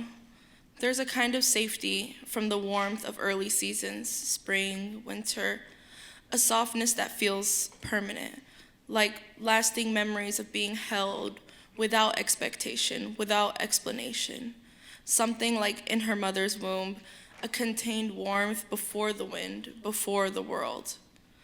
Summer arrives quietly. She begins to understand whether or not room temperature shifts, whether words can bruise, whether being the oldest actually means standing slightly taller, even when your roots are still shallow, still frail. Strength settles in her, like aged bark forming around new growth barely hanging on, not because she asked for it, but because she is washed, because she is first, because someone has to go ahead and test the ground, test the earth we all graze upon. Autumn teaches her restraint. She learns what to let fall, when to fall, how to fall, which emotions to fold inward, how to hold her siblings steady, even when she feels the wind herself. And still, beneath it all, girlhood remains. It's not something she outgrows, it's something that deepens, like roots pushing further under the earth, invisible but alive, still there. Navigating life with strength is less about becoming unbreakable, but more about learning when to bend, how to bend, which way to bend. Trees do not apologize for their rings, with every ring telling a different story, a different time in life, so why should I apologize for my rings? Each year leaves a mark, each season reshapes the trunk. She does not disappear when the woman begins inside her. She stands inside her. Like the first green shoot of sprout inside the wood, still reaching, still remembering what it felt like to grow towards light, without fear of the incoming storm. Thank you. Hi everyone, my name is Kenny. I'm number 37 and I'm also representing Chicago Math and Science Academy. And my poem is still untitled. Life is a beautiful disappointment. It arrives wrapped in promises, hands full of light, then teaches us slowly how to carry the weight of what never came true. That dream you had, the shopping trip you wanted, the promise your parents, friends, distant uncles made you, but yet again, never came true. Hope and loss are born as twins, crying at the same moment, one reaching for the sky, the other one already learning how to fall. You cannot hold one without feeling the weight of the other. Life gives us dreams, just vivid enough to believe in, then reshapes them into something smaller, quieter, but real. Not the future we imagine, but the one we survive in. The one where we learn what it means to be strong, what it means to be redirected, but standing firm in your faith, believing that you will make it. But there's also beauty in that ache, in learning to love what stayed instead of mourning what left, in discovering that disappointment does not mean emptiness, only change. Life does not fail us, it simply refuses to be perfect. And somehow, some way, we all want everything to be perfect. To make mistakes, but not to stay down, but to grow and strengthen as we go on, grateful and bruised. Still reaching, hoping that this world is not as cruel as it seems. I mean, is this the world I'm supposed to grow up in? Is this the world I'm supposed to bring my children in? Every day is a struggle, a battle each one faces every day, but I'm still reaching, grateful and bruised. Thank you. Hello everyone, my name is Oprah Momo. I represent Chicago Math and Science Academy, and my number is 35. And the title of my poem is called Wilted Rose. I understand your issues, the loss of a mother, a deadbeat father. I get your problems, maybe a little too well. I shouldn't. I mustn't take the hit for their mistakes. Where must I have erred to remind you of them, that you completely abandoned me? Do you feel guilty? Your smiles, excessive laughter, and joy, hiding your evil ways. You're a facade, a shadow of the man you are supposed to be, faking, acting as the man I should obey. Must I listen when you don't? Must I understand your issues, clogging my ears, making me deaf to the calling? Now do you feel my pain? I am deaf. I am a wilted rose, with so much potential, yet falling piece by piece because of your lack of care. You're numb to my sorrows, piercing me into your pain, making me a cotton pad, absorbing your own decay. Now I understand. Now I am aware. The care of a mother passed down to me, the joy of sisterhood, the fondness of a friend's voice. You despise me because of my perseverance. You speak, wanting us to understand your plight. But what is your plight? 3 decades over too late, 2 decades ago they are deceased. Now I am tired, never experiencing true peace. You are guilty. I know you are. Don't question me. You have made my years of youth years of bitterness and sorrow. The times I was meant to shine, I dimmed so you could have a fraction of what joy is. I'm blind to life's beauties. I'm deaf to God's calling. The loss of a father, a long-forgotten mother, yet you are here, repeating trauma. I will swear, I will shout, I'll become a terror to those around. Then they will see me. Then they will water me, cleanse me from your wrath, your rage. They will wash away your hate. They will tend to the bruises you gave. Those shackles you laid weigh less. I've chosen to be free, not for you, but for me. Your facade ends with me.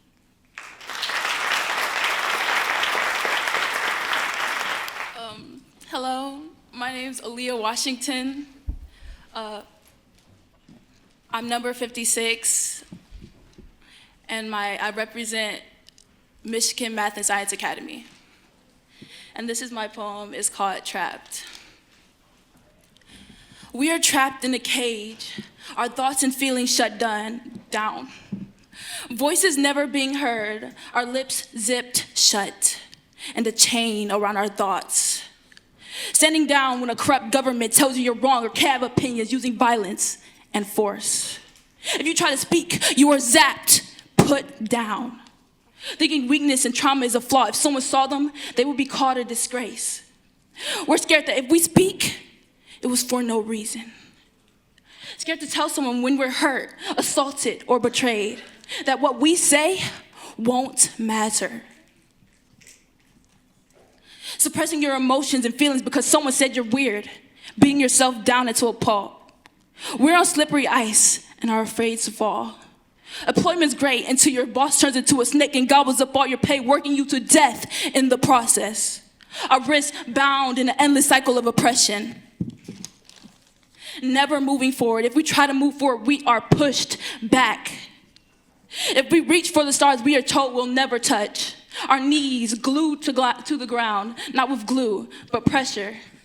Pressure we put on ourselves, not only by ourselves, but by others. We are afraid of being told we're wrong. We're afraid of being expressive, afraid of putting ourselves out there.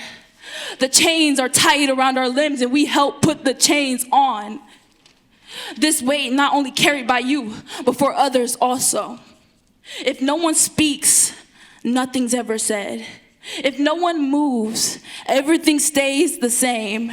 If violence is used, no one stands against it.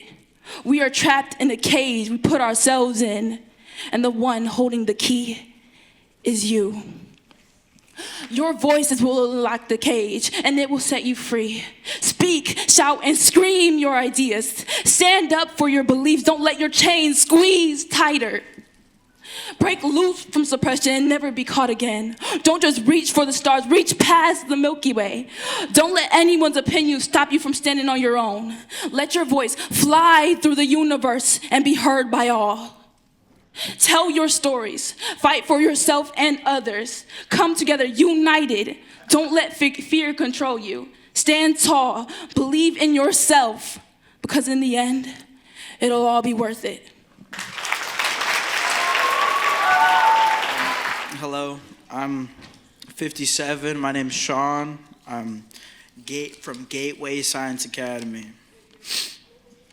My poem's called Lessons from an Exploding Sandwich. The peanut butter with the jelly and some bread. I put the bread down, grab a knife, spread the peanut butter on the bread, then the jelly will go on the bread. I close the bread, that's my PB&J.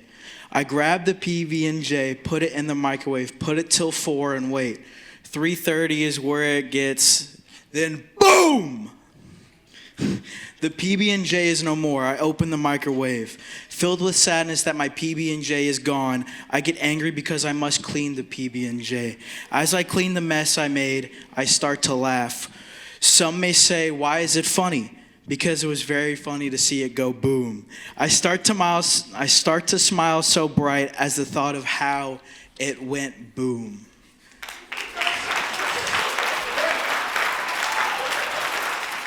Hi everyone, my name is Alejandro de la Cruz Flores. I came from Gateway Science Academy High School. My number is 58. This is my poem called Goodbyes and New Beginnings. At 15 years old, my life began to change, living far from where I was born. 5 years in Colombia and I found my place. With friends I learned to love, not knowing the storm. When I knew I had to leave them all, I laughed more, trying not to cry. Happy moments during the day, but at night my heart asked why. August came with heavy bags, no school, just memories to keep. One last day with all my friends, the happiest day that made me weep. One by one I said goodbye, each word hurt more than before. I cry at home, held by my parents, but feeling pain deep in my core. The US felt cold and far away. I missed my friends, my home, my past. But new voices helped me stand again, helping me feel safe at last. I learned to laugh in a different tongue, to feel at home in another land. New friends came and showed me love, helping me grow, helping me stand. Now I know my heart is strong, it carries love from every place. Though I miss the ones I left behind, life moves on with hope and grace. I walk ahead with what I learned, with every goodbye, and I still believe that no matter where my life may go, I carry the love that I have to live. Thanks.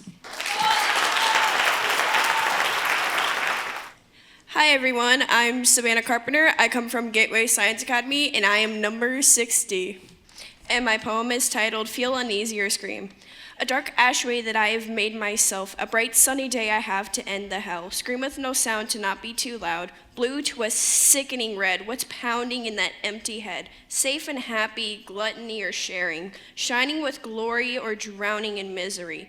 In a hell of blue will you see storm that will turn into sunshine for me. Divined mistakes, subsided shakes of fear.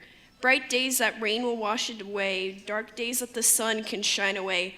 Flowers to smell for dopamine, flowers thrown in a well to fuel misery. Endings to stop, beginnings to start, smart or crazy, love or lose. Am I sane or might I go away to an empty void of nothing? A palm to touch for comfort or is it unsettling? A bomb to watch to make you shuffle and panic. Tick, tick, tick. One more click and boom, it's all gone. Released feelings of all make things go quick and painless in a fall.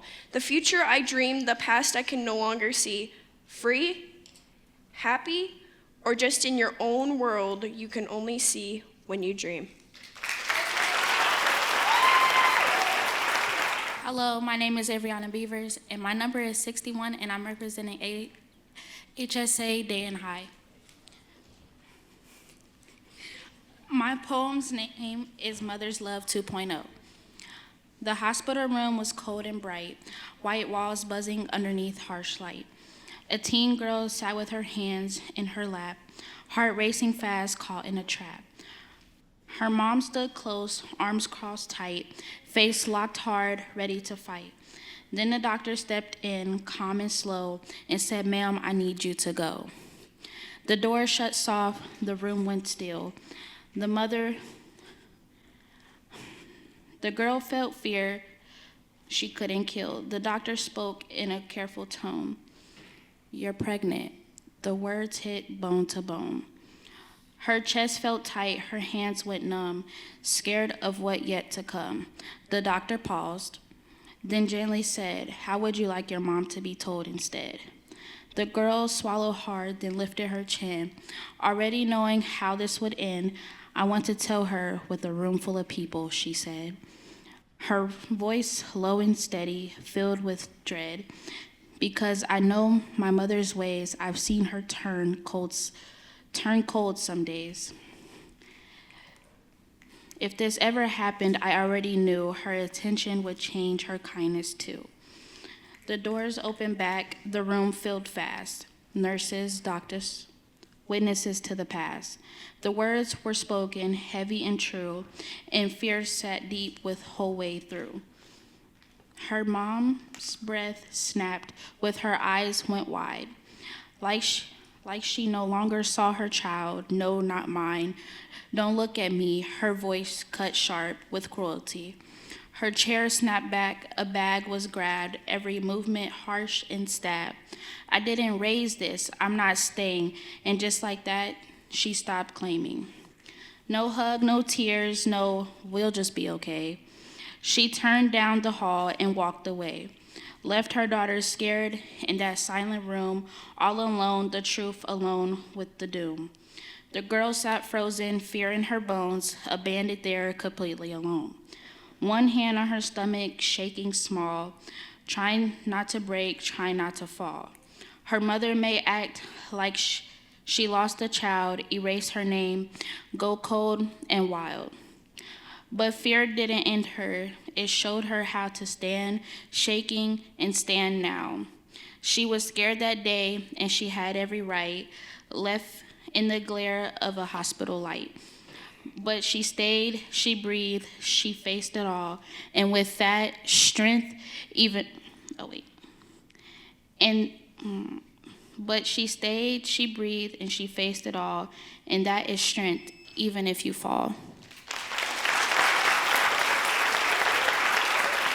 I'm Sam. I'm number 62.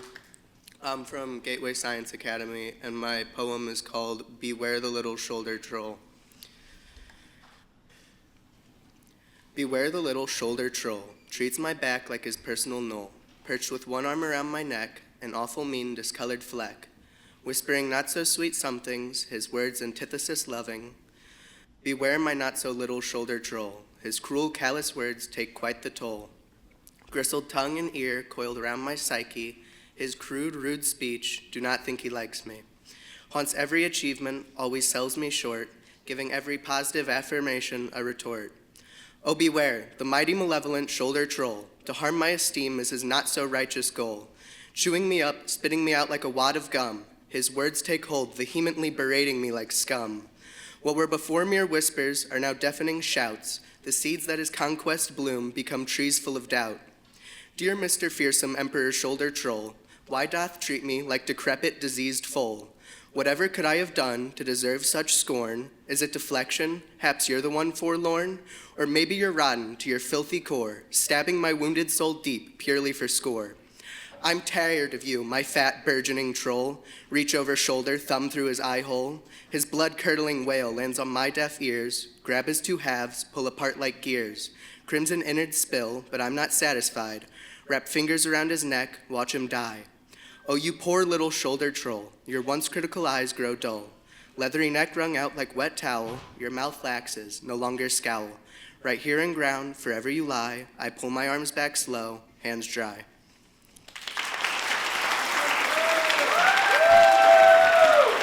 Hello, my name is Florin Adatoro,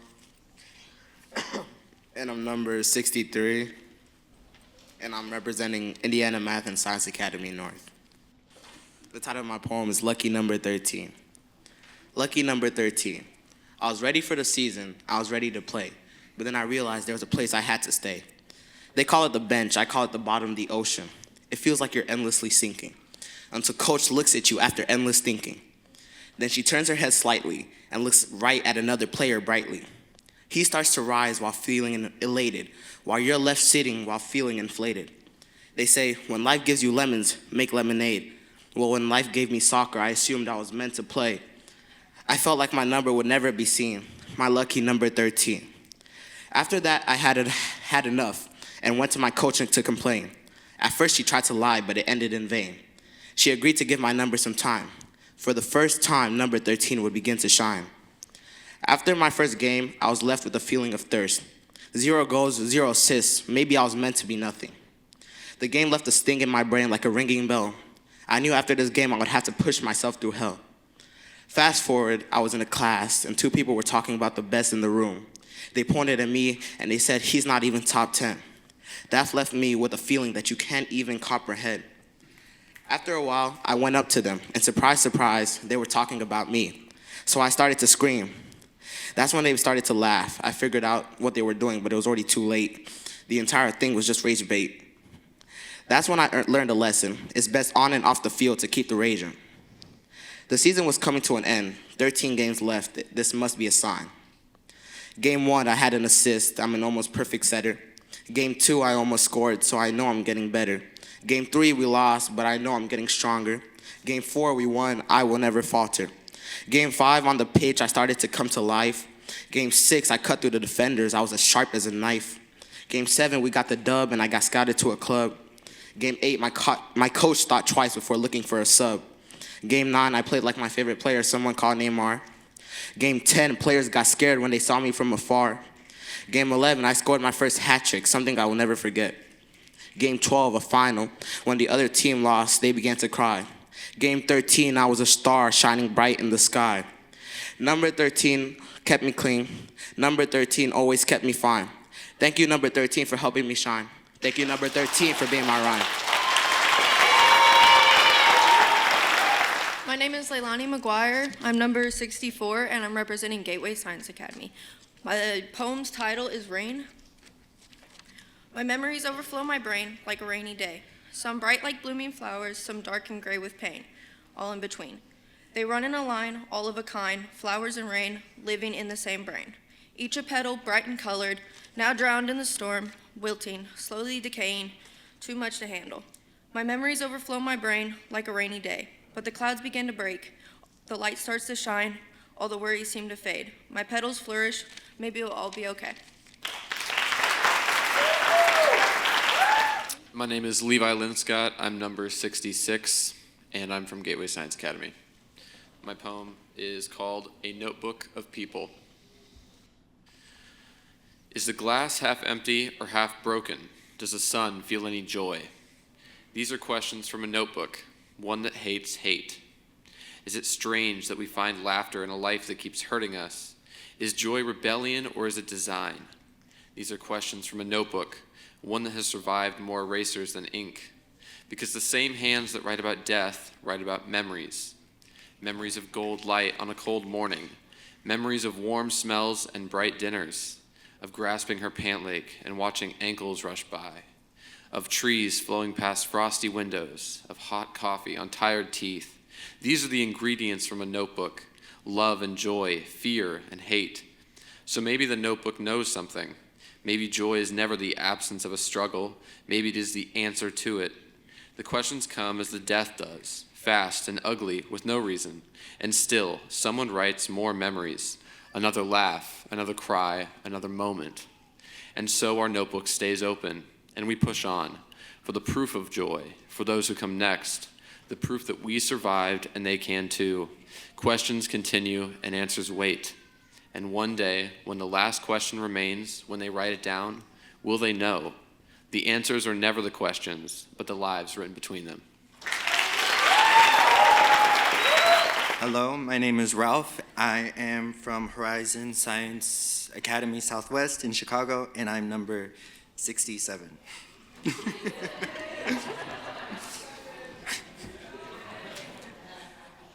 A second life to speak. It was 4 years ago when I was spiraling up and down. Those memories in me, it feels so close yet so far. I like to pretend that things were better than they were, so that it wouldn't hurt. But to this day, these scars on my body, some people could see, others are still engraved in me. And at the time, I didn't have a voice. I opened my mouth and nothing came out. Nothing surfaced. I would think what I wanted to say, the paper was ready to print, but the ink smudged on its own. No one took me seriously. I was just a kid after all. I plummeted down somewhere I had never been before. It was bleak, silent, made up of my darkest thoughts. I suffocated. Every call for help, my own mind would drown me. When people noticed I was falling apart, they told me, see the shapes, see the colors, and everything else life has to offer. But my mind didn't clear its waters. And every time I was able to peek my head out, I was stranded in the middle of an ocean. Since I was alone, I had no one to turn to but myself. My screams were always muffled by that gray liquid, and my lungs would burn. And I wish I could say to my younger self, your body is a luxury, something to be cared for and cherished. It's a piece of paper, and when you cut paper, it never goes back to the same way it was. Blood covered my wrists and my hands, stained my skin and my heart. My call was answered, but at what cost? Years later, I still shake. I still cower at the thought of being alone. Unfortunately, people who went through a similar situation, most of them only got one life. But God gave me two. So I'll turn my experience into a voice. A life jacket for others if they feel crashing waters drowning them too. Please say something. Everyone is a beautiful piece of art, no matter how many faults. As for me, water can't be contained, but it can be controlled. And maybe one day, I'll have full control over my waters. But I am alive. I am not a victim. I am a survivor. And I'm finally learning how to swim. Thank you. Hello, everybody. My name is Tabby Brown, and my number is 69. I go to Horizon Science Academy Dayton. The title of my poem is The Way I Carry It Quietly. Nobody talks about grief enough, not the kind that shows up after the funeral, after the hugs fade, after the cash flow stop coming. Everybody says time heals, like time has that kind of magic that can bring back a heartbeat. Nobody talks about the silence that crawls into your room at night, how it sits heavy in your chest like trying to replace the person you once lost. I was 9 when my brother died. He was my protector. I don't remember much from the funeral, just me crying by myself. The way pain can ache in a child's throat like thunder. I remember the phone call, the one with the real tilted where his girlfriend said the words. At the time, my heart didn't understand, but my soul did. Maybe my silence is my way to protect him, or maybe I'm just too scared to say his name too loud. Afraid the grief would come rushing back like he never left. Some days I wish I could be with my brother, not giving up. But I miss something so pearl, so world that this world just don't make enough of it anymore. But I know it's not my time yet, so I carry them every heartbeat, every tear that falls mine sins, because grief doesn't end when they load a casket. It just moves in, invited, and it stays. And I'm still learning how to make peace with the ghost that looks like love, but I'm also wearing a loss as a disease. Hi, my name is Deanna Ewald, and my number is 70, and I'm from Gateway Science Academy. My poem is called Still Smiling. The house felt quieter without you there. No nails in the floor, no bark, no sound, just quiet rooms and memories of you following me around. Losing you hurt more than I thought. Like a part of my childhood was gone. I smile at your pictures, then I start to cry. You were my friend for 10 years. But while I sat there missing you, feeling like everything was wrong, she held me in her arms and made me laugh, even when days felt long. She didn't make sadness leave, she was sad too. But she stayed close by my side, and somehow through the tears of the day, a real smile slipped out that I couldn't hide. Because even when my heart felt heavy, and I thought the pain of the loss would never end, she gave me a little light that shone through, sometimes someone from someone you love, sometimes from your old best friend. My name is Jumana Riahi. My number is 71, and I'm from HSA Toledo. My poem is called Joy Anyway. I was 5 when the sky fell quiet in my chest, when grandma turned from present tense to whispered past and rest. 5, still counting on my fingers, still tying shoes and crooked bows, still believing every goodbye meant see you soon, but now time only slows. I used to believe grown-ups didn't leave, but then you did. I didn't understand gone, why grown-ups folded into tears, why castles kept coming like grief had a taste and no served for years. I just knew her chair stayed empty, and emptiness is loud when you're small. It echoes down halls, sits heavy in overalls, turning lullabies into question marks on bedroom walls. They said she was gone, but gone where? I checked the kitchen first, because grandmas don't just disappear. They simmer, they hum, they taste the soup and say, it still needs a little more done. But somehow there was still a miracle, joy. She's who brought me to write as though joy is a struggle brought to the light. They said the word cancer like I was too young to hear it, like grief would wait politely until I could fear it. But grief doesn't care about age, it doesn't knock, it just kicks in the cage. It doesn't ask permission from pain, it blooms in the cracks like dandelions through concrete, golden and unashamed. Because even at 5 and even in loss, I saw her laughter tucked in my mind. The way she called me hers like it was a crown, not a nickname. The way her hands, soft maps of survival, held mine like I was her treasure and she was discarding the flame.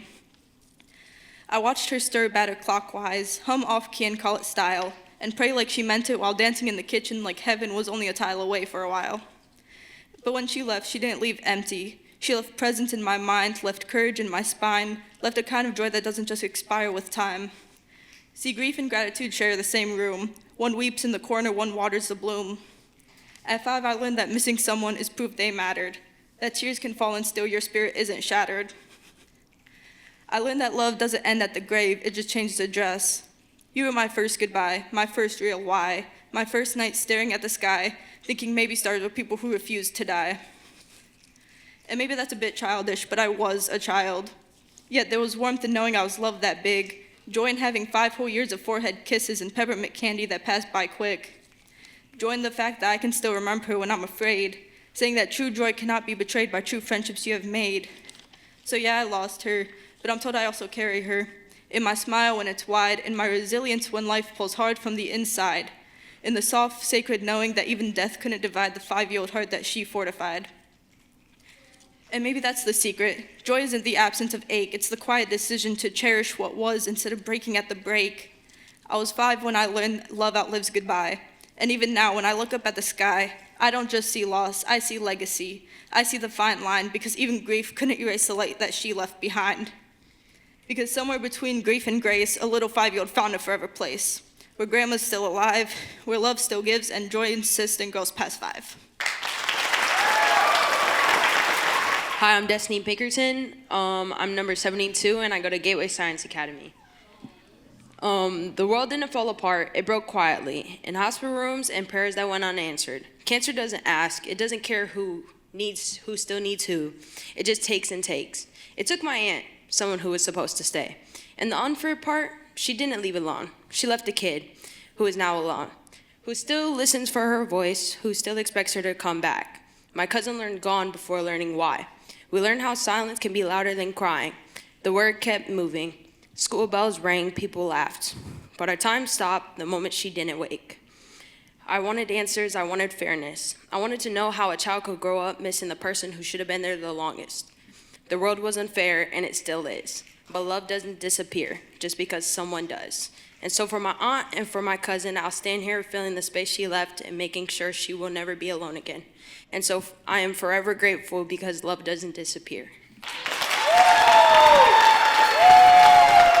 My name's Nathaniel, and I go to Chicago Math and Science Academy, and my number is 73, and my poem is called Clouds.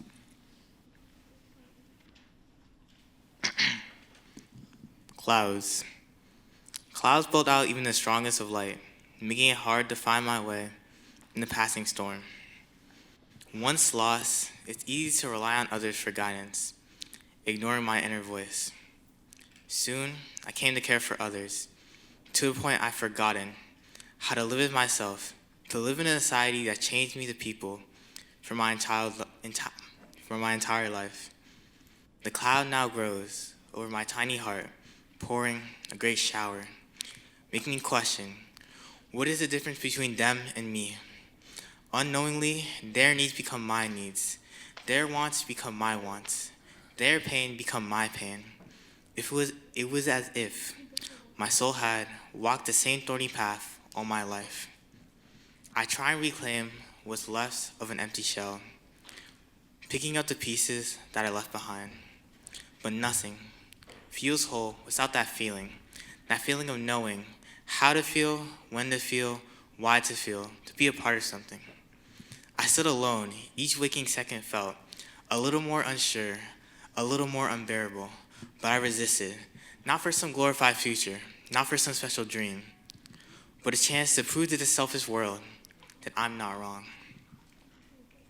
Still, it was never about whether I was right or proving myself to a world that never wanted me. Yet, the rain never clears. It becomes a little more bearable, a little more tolerable. Thank you. My name is Chloe Jones. I'm number 74, and I go to Gateway Science Academy. And this is called Truth Inside of Pain.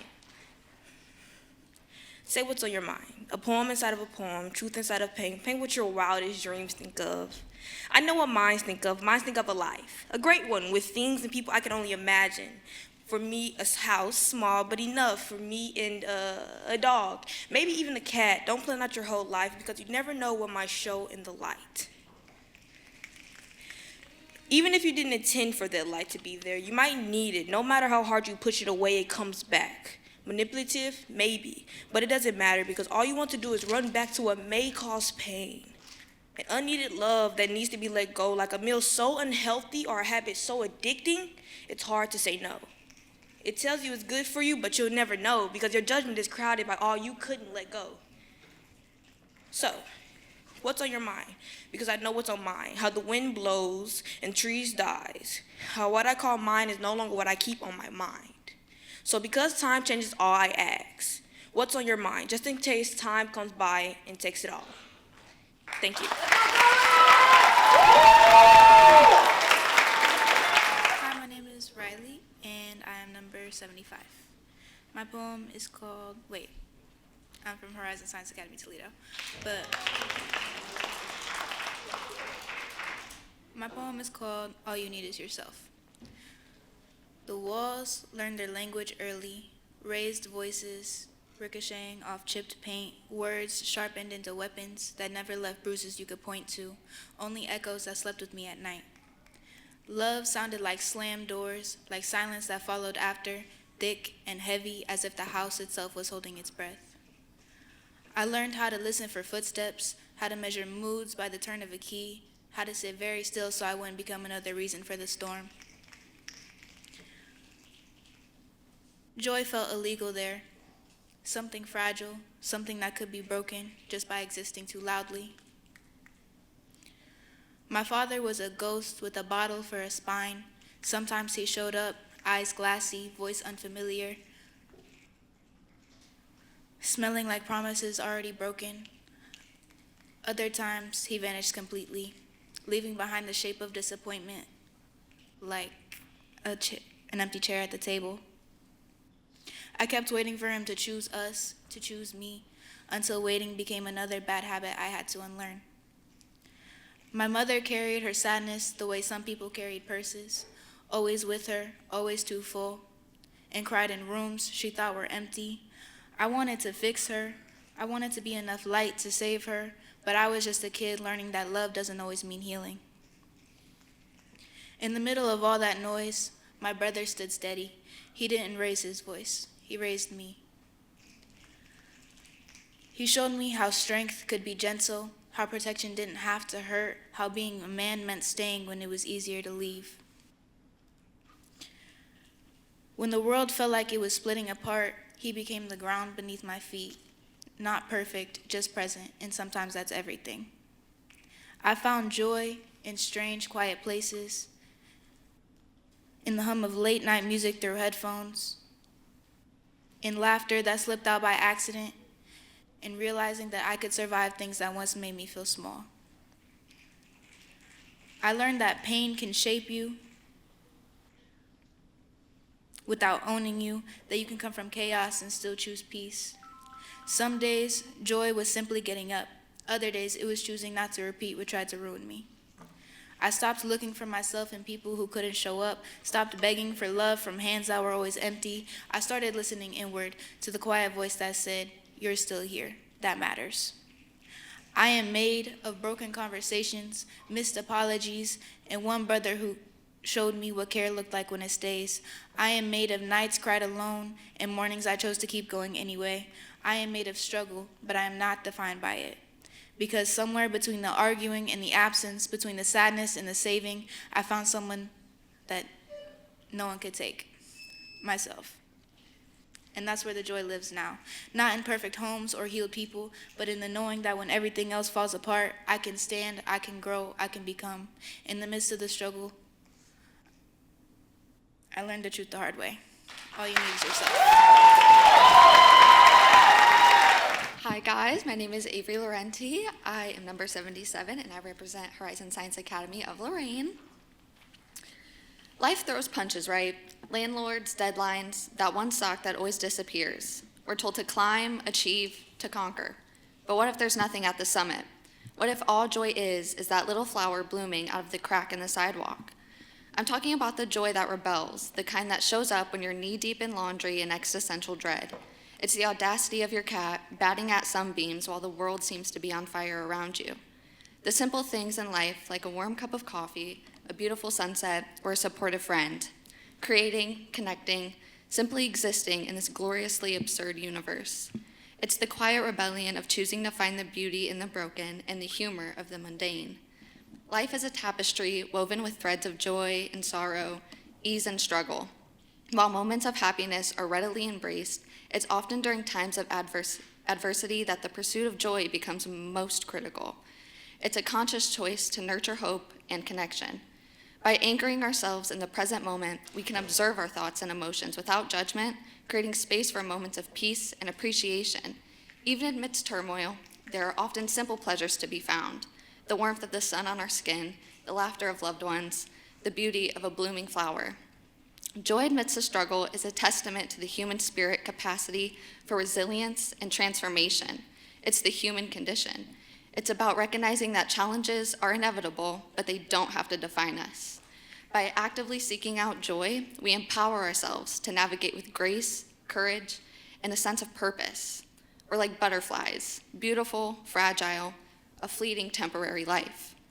We grow out of our cocoons into a winged adult, and just like butterflies, we're attracted to warmth and light. This not only makes the journey more bearable, but allows us to emerge from the struggle stronger, wiser, and more deeply appreciative of the value of life. It doesn't have to be grand or elusive. We just have to be present. We can learn a lot from them. Thank you. Hi, my name is Ian Sissel. I am number 78, and I go to Gateway Science Academy High. And my poem is titled "The Old Woman." I awoke once again, the house empty, cold, and somber. It was dark out again. I reached out into the darkness, not sure what I was reaching for. Out reached a hand, grasping mine. She glowed a light blue, her face wrinkled, her hand cold. Despite her age and her frailness, she seemed happy, content. She was smiling. Ask me about my life. I have advice for you. You want to listen, the old woman spoke. Are you successful? Did you marry rich? Is your house gold and granite? I asked. No, the old woman replied. She seemed angry or disappointed. Then how can you possibly smile? I asked. My job is boring but fulfilling. I married for love, but I am happy. My home is small but keeps me warm. You look too far into the future. Your circumstances are unfortunate and you seem distraught. Well, this is not your fault. You can be better. You can be happier. I will you to look at yourself. You cannot change your circumstances, but you can change yourself. You can feel better, but you need to change. You can be better. When our paths meet again, I promise you'll have grown happier. I know this isn't the life you planned, but I know that when the time comes, you'll figure it out. The old woman disappeared, the blue glow slowly dissipating. I guess I forgot about that night. I didn't believe her at the time. I went back to bed, but I didn't sleep. I just lay awake thinking about what happened. It didn't feel like she was right, but now that I think back to that day and I look in the mirror, I realize that it was me all along. My name is Selena Washington. I'm number 79, and I'm representing Michigan in Math and Science Academy. And my poem is named That Someone. Okay.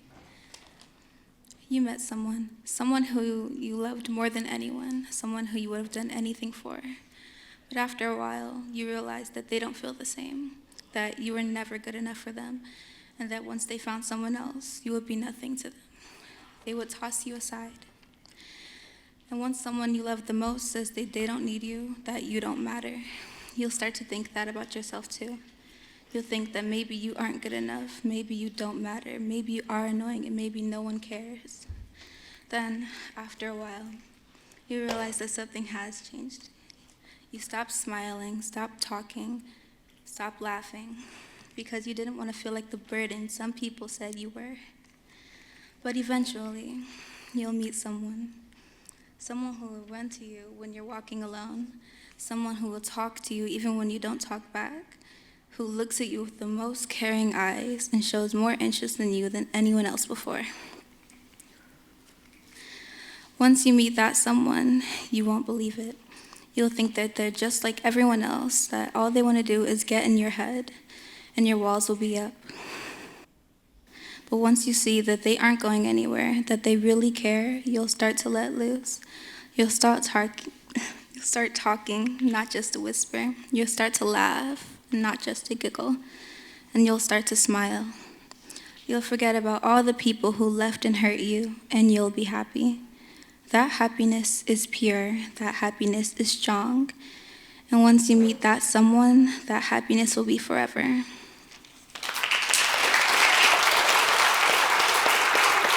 Hi, my name is LaKendra Noble. I'm number 80, and I'm from HSA Southwest Chicago. My poem is called I See. I see myself standing in the mirror trying to look okay even when I'm not. 18 years old sounds grown to everybody else, but to me, it just feels like too much responsibility too early. I see a girl who had to learn fast how to be strong, how to stay quiet, how to keep going even when her heart felt tired. I see a mother who chose a man before she chose her kids, before she chose herself, before she chose the love we needed.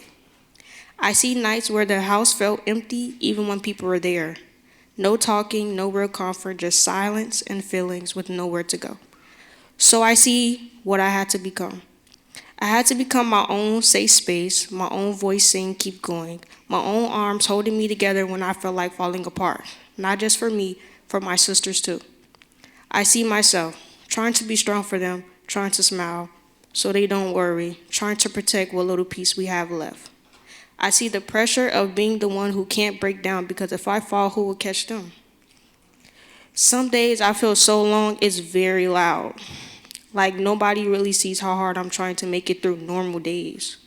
At school, I laugh, I talk, I look fine, but inside I'm carrying years of hurt I never even asked for. Still, I see something else too. I see strength that didn't come from love, but surviving without it. I see a heart that is soft, even after everything, still caring, still hoping. Life can be better than what I grew up in. I see someone who refuses to give up, even when giving up will be easier. And maybe right now, I feel like all I have is myself. But maybe that's not nothing. Maybe that means I'm learning how to love myself the way I always deserved. One day I won't be surviving. I'll be living. I'll be peaceful. I'll be free from all the hurt that tried to hold me down. And when that day comes, I'll look in the mirror again, and I won't see a tired girl who grew up too fast. I'll see someone strong, someone brave, who protected herself and her sister when nobody else did. I see me. And one day I'll see how powerful that really is. My name is Christian Bunyan. I am number 81, and I'm representing GSA Gateway Science Academy. And the title of my poem is Every Day I Love You. In the gym, I was tired and sore. Then I felt something warm. It was in my core. Every set I do may be my last, but just the thought of you makes my heart beat fast. The iron feels so heavy, my muscles start to shake, but your smile, my memory, makes each rep easier to take. Sweat drips down my face, I'm barely standing still, but your eyes in my mind, and suddenly I will. So even when I'm hurting and the weight becomes a trial, I push through all the aching because you're the reason I smile. The room is loud around me, plates crashing on the floor, but your laughter and my heartbeat makes me crave one rep more. When my legs are giving out and my hands begin to slip, I remember how you helped me with that gentle, steady grip. And when the workout's over and the pain begins to seep through, I look at you and whisper, every day I love you. My name is Kaylee Plump. I go to Horizon Science Academy, Dayton High School, and my number is 82, and my poem is called What's That in the Storm? The storm came fast, loud and wild, the kind that makes the sky look riled. Wind kept pushing at my side, rain like needles in the tide. I tried to move, I tried to run, but I couldn't see, not even a clear path through the pouring night. Everything was lost from sight. Thunder cracked above my head, every step filled with dread. The ground was slick beneath my feet. My heart was racing out of beat. I thought, I have to get away, but the storm kept growing anyway. Everywhere was wind and rain. Everywhere was fear and pain. The darkness felt too thick to fight like it had swallowed all the light. I stood there, shaking in the cold, feeling small, feeling old. Then through the rain I saw glow, soft at first, but then below, not lightning's flash, not thunder's flame, but something warm that gently came. The light grew brighter through the sky, the morning slowly drawing nigh. The wind felt softer, not so strong, like the storm had been wrong all along. And in that glow, so warm and bright, I realized it wasn't just a light. It wasn't a chance or a passing spark. It was God shining through the dark. Standing there, soaked through and through, I felt a quiet breakthrough. The storm was loud, the night was deep, but joy was something it couldn't keep. Because even when the darkness feels tight, God is there, the living light. Thank you. My name is Aiden, and I'm number 83, and I represent Gateway Science Academy in St. Louis. And my poem's name is A Second Home. Joy is what most expect when hearing home, as if every doorway opens to warmth.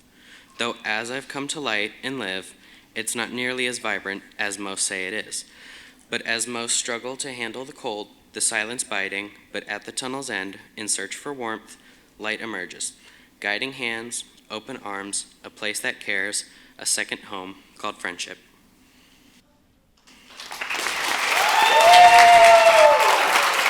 My name is London Coleman. I go to Horizon Science Academy Dayton High School, and my number is 4. My poem is called Small Things. I've had days that are heavier than anyone knew. Not dramatic, not tragic, just a lot. The kind of tired you can't explain, so you just say, I'm good, even though you're definitely not. Sometimes making myself feel like homework, something I had to work at, something I kept putting off. But joy has this sneaky way of showing up anyway. I'll be sitting with my friends, and we start laughing at something dumb, and suddenly the whole day feels lighter, for no reason at all. In those moments, they matter more than I thought they did. Joy doesn't always look big. Sometimes it's just me breathing a little easier, even if nothing got fixed. Sometimes it's a break in the noise, a second where I don't feel like the world is on my back. I used to think I had to wait for the big stuff, big wins, big changes, big happiness. But I'm learning because it's small things that keep me moving. A joke, a song, a moment where I remember who I am without trying so hard. Maybe that's enough. Maybe that's what keeps me going. Finding little pieces of good in days that aren't always good, one spark at a time. Spiraling up, man, with the energy. I love it, I love it, I love it. So now we have team performances, yes.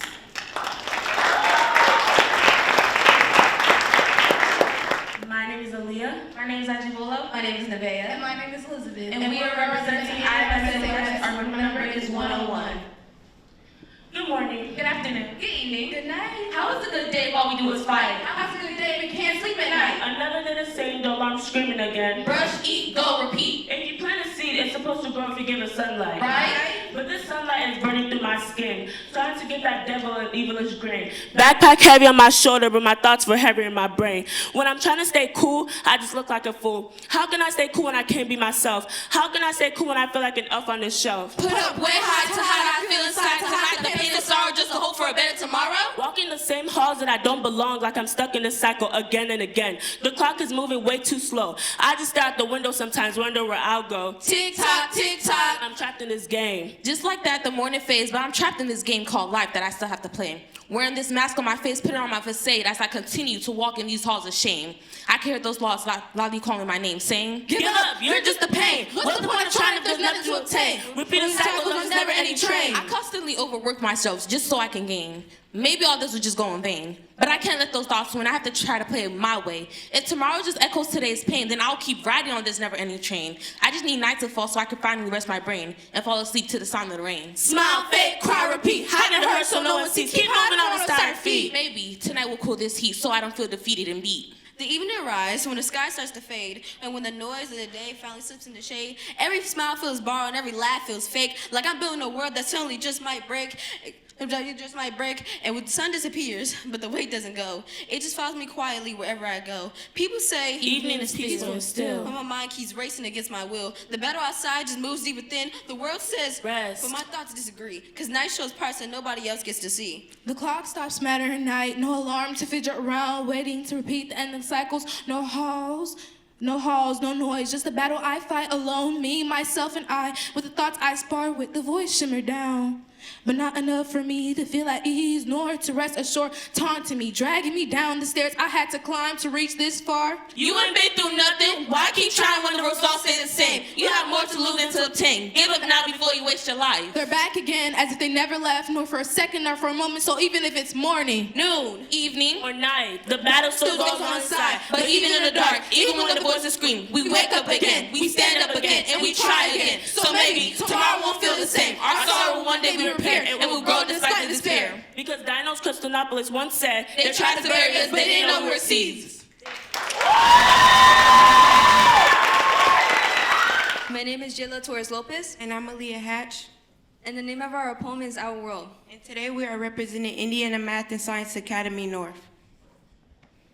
I'm always in my head, and whenever I'm awake, my brain is still in bed. When others tell me the leaves are green, I believe they're red because of the lies that were said. I'd wake up in the middle of the night, think about things I could have done differently to have a better life. I hate going home. The lies they all grow old. Once they unfold, the lies grow cold. The pain that we felt while the lies never melt, we could never be ourselves. I listen to music to break through the yells and fights. When I listen to music, I convince myself that everything's alright. I like going on walks in the forest. It gets rid of the problems that flourish. The words, the beat, the demeanor of a song makes me feel like nothing could ever go wrong. I play games to cancel the pain. To ease the pain, I comfort others to keep me sane. I've always baked and made new things, but I like finding new things too. I can't tell which I like the most because I like all things equally, just like my hobbies and friends.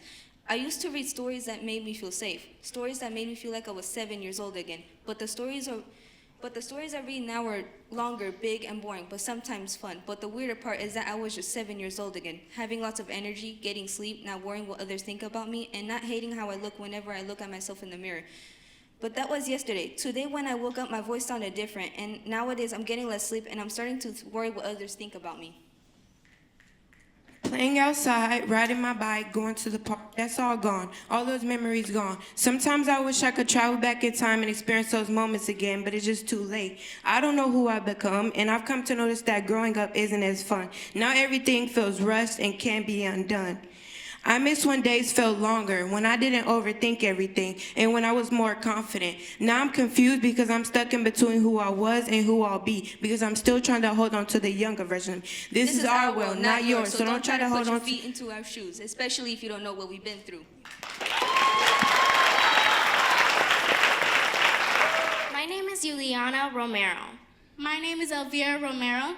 We are representing HSA Belmont High. And our team number is 103. Our poem is titled Little Miss Perfect on Paper. Bubblegum in a dish. How many pieces do you wish? I wish I was 15. So, tell me about yourself. My name is Little Miss Perfect. To my family, I am a hard worker. You worked hard on this. We're so proud of you. To my friends, I am reliable. Hey, do you have the homework? To my teachers, I am a model student. Need someone for the science fair? Ask Little Miss Perfect. Monday, Tuesday, Wednesday, Thursday, Friday, Saturday, Sunday. Always something to do. When do we get to breathe? Always in motion, never stagnant. When do we get to enjoy things? I have after school all week. Can we paint? We miss painting. I have to study, I'm falling behind. We miss having time for ourselves. Can you make time for us? I have to make sure everything is done. We miss when things didn't feel like a chore. Can you enjoy things without making everything such a bore? I have to practice this music for this upcoming performance. We miss... Hey, you forgot to do this and that. I'm sorry, I'll do them now. We don't even pay attention to me anymore. Hello? You have to miss school today for your doctor's appointment. You left us... I'm falling behind. I have to catch up. Can we slow down? I'm chasing multiple things all at once. I'm lost. I'm exactly where I want to be. Hey! Why aren't you paying attention? Why aren't you asking me to do things you like? Hello? Pay attention to me. You ignored me first. You're just a kid. You don't know anything about what you want. I know what we want. Anyway, listen to the things I've accomplished. I've started a club. I'm a full-time ambassador. People see me as a model student. Hello, do you remember me? I'm Little Miss Perfect. Hey, why aren't you listening to me? I don't need you to like what I do to do what I do, because I know what's best for us. Monday, Tuesday, Wednesday, Thursday, Friday, Saturday, Sunday. Always something to do. Awards to win, clubs to run, expectations to meet. Keep going, don't stop. No time for games, no time for paint, no time for little voices asking me to slow down.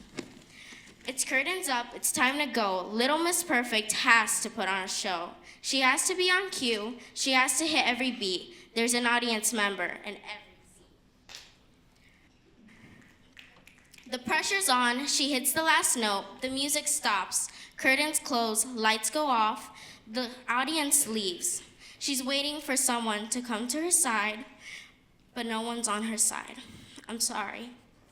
I painted the sky today. It was messy, but it was beautiful. I wish you were there. Let's paint. Really? Yes, really. I'll make some time. What should we paint?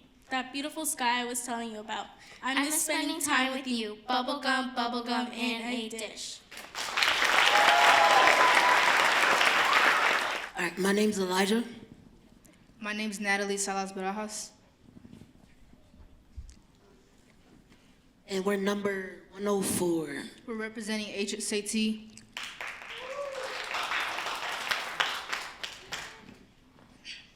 Our spoken word is called United at Last. It's about Martin Luther King, but before we start, let's not forget about all the things he's done and the impact that he had. I wish Martin could have seen his dream become reality. I had a dream. I had a dream that we should all be united. I find it ironic that we aren't united in the States of America. I had a dream that my brothers and sisters should be seen as one, not as none. I had a dream that one day we aren't seen as just Negroes, a label that was given to put us down, but it's actual people because we have names too. I had a dream that instead of starting a civil war, we should start a war of peace and love. A war that doesn't kill, but a war that brings us together as one. I had a dream that we shouldn't be separated, but we should be united. We are the same, so why try to fight it? We bleed like you bleed, so why aren't we united? I have a dream. I have a dream that they can't see through. They separate us like walls you can't see through. Doesn't matter if it's peace or if it's violence, they'd arrest us too. I had a dream. No, I'm tired of dreaming. I want to make this reality. I want to make them proud of me. They can call me what they want, but they can't knock the fight out of me. One day, my dream will be reality. One day, we can all be equal. One day, we can all be peaceful. One day, I hope they realize that all men are created equal.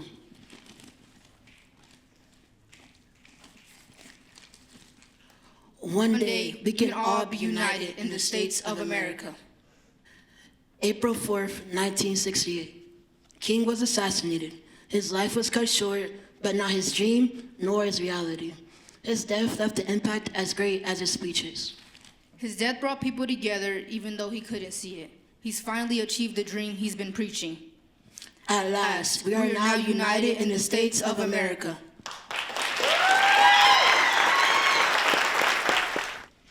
My name is Kenny. My name is Kia. My name is Oprah. My name's Nathaniel, and we all go to Chicago Math and Science Academy, and our number is 105. And the title of our poem is Between Two Worlds. Dis ce qui fait mal, my mother whispers in our language, heavy with trust, I am too young to carry. I translate pain like it is homework, I turn her worry into English, polishing it into sentences that sound official, even when I barely understand the form sliding across the desk. They always look at me instead of her, always at me, while my hands clutch the words borrowed from the both of us. To be the child of an immigrant is to grow up with time moving differently, to feel childhood blur into responsibilities as you translate letters, expectations, and unspoken fears that do not belong to you yet somehow always rest in your hands. I learned how to be careful, how to listen closely, how to carry the weight quietly, because there was no room for breaking when everyone else was already tired. America called it an opportunity, but it felt like hunger dressed in hope. Bills stacked higher than dreams, work hours longer than sleep, and laughter saved for when no one else was listening. I watched my mom shrink herself to fit into rooms that never made space, always accents mocked, always hands overworked, and dignity negotiated at minimum wage. Growing up, learning the weight of a last name, a surname, a journey, like an heirloom passed down, what it means to almost be something, yet close enough to finding your belonging, distant enough to be questioned. Tucked in with the same lullaby's melody, folded in another language with the same future and dreams lingering in my head. As I close my eyes to the life made for me, I used to trace my last name in the air amongst the clouds above us all, the same clouds that witnessed the stories and lullabies passed on to me, wondering how something so small could carry so much ocean. It sounds different in my parents' mouths, warmer, like it belongs somewhere else before it belonged to me. I listen to stories that begin with, back home, a home I had never seen, but always smelt, felt, and yearned for. Back home has always been a place stitched together from memory and longing, a country I only knew through the way my mother's eyes soften when she speaks of it. I was born under this sky, but sometimes I feel like a reflection of another horizon. Their dreams hover over me like a second ceiling, not pressing down, but constant. I am the quiet continuation of something that started long before me. My skin tells one story, my last name tells another, and somewhere between them is a girl learning how to hold both without dropping herself. Was it possible to be an outsider even when you're already inside? Was it possible for one to be hated by their own kind? Why have I been scarred by the enemies of my culture? It was as if my own reflection was repulsed at the sight of me. I told myself I must change. I must erase who I am completely, or else I know no peace. I hate my culture completely. I no longer mention my native foods or my native braids. I decided to wear the clothes I saw my peers wearing. Then I felt the whiffs of freedom. Then I felt I could blend into a perfect mix. I looked at myself in the mirror and I couldn't see my reflection. I'd swallow that feeling. No matter how bitter it tasted, I finally heard nothing. Not the words of my tormentors, not in my dreams and not in my bed, not in my thought and not in my new worlds or even my head. Was it possible to feel like I finally belonged at the table? Was it possible to feel such comfort? Not if the world can help itself. My moment of peace was shattered. My cup ran over. My culture now the subject of fascination among friends. Reminders that I will never be fully accepted. Reminders that no matter how much I change, I will still be that girl whose reflection laughs at her face. No culture is beloved and no home is sacred. Only the feeling of comfort is fleeting. And what is said, my thoughts cut me like a knife. They teach me how to act, expecting me to listen. While I battle with the differences between their world and mine, my cries mean nothing in the face of their deceptive authority. I find no escape, so I learned how to stop questioning, how to stop arguing, how to make myself quieter than a whisper. Even if it feels like I'm suffocating, I learned how to breathe, even when I'm drowning. They made me feel the differences, branding them on my skin, making me take them wherever I go. While onlookers mock and laugh, with each mockery, the world turns a little more bleak. It's as if the world casted me aside, treated me as alien, making me prove that I'm still human. But humans don't have to argue about the food they eat, the clothes they wear, the things they believe. Like a bird in a cage, I desperately try to escape, the outdated values binding my flesh. But I shouldn't have to change, fight, struggle for just one chance in this world. I shouldn't have to feel broken to be accepted. I shouldn't have to erase me to be seen. I shouldn't have to dance my way around living, making it so very hard to know the real me. Making me question, what does it truly mean to be me? But there's no answer for why we're bound to this world, why some things were decided before we were even born. The only thing I know for sure is the looming future that I can meet. Or I could let my past enclose me, losing my right to a future. Thank you.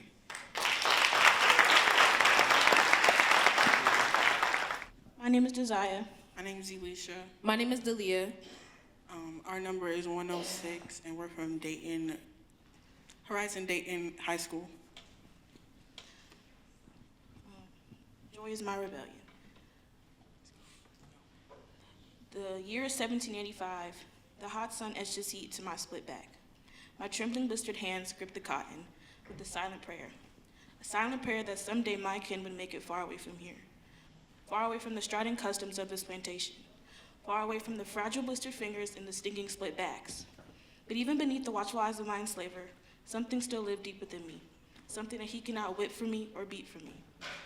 In the quiet stillness after his whip split the air and the field's weary sigh, I carried a quiet tune.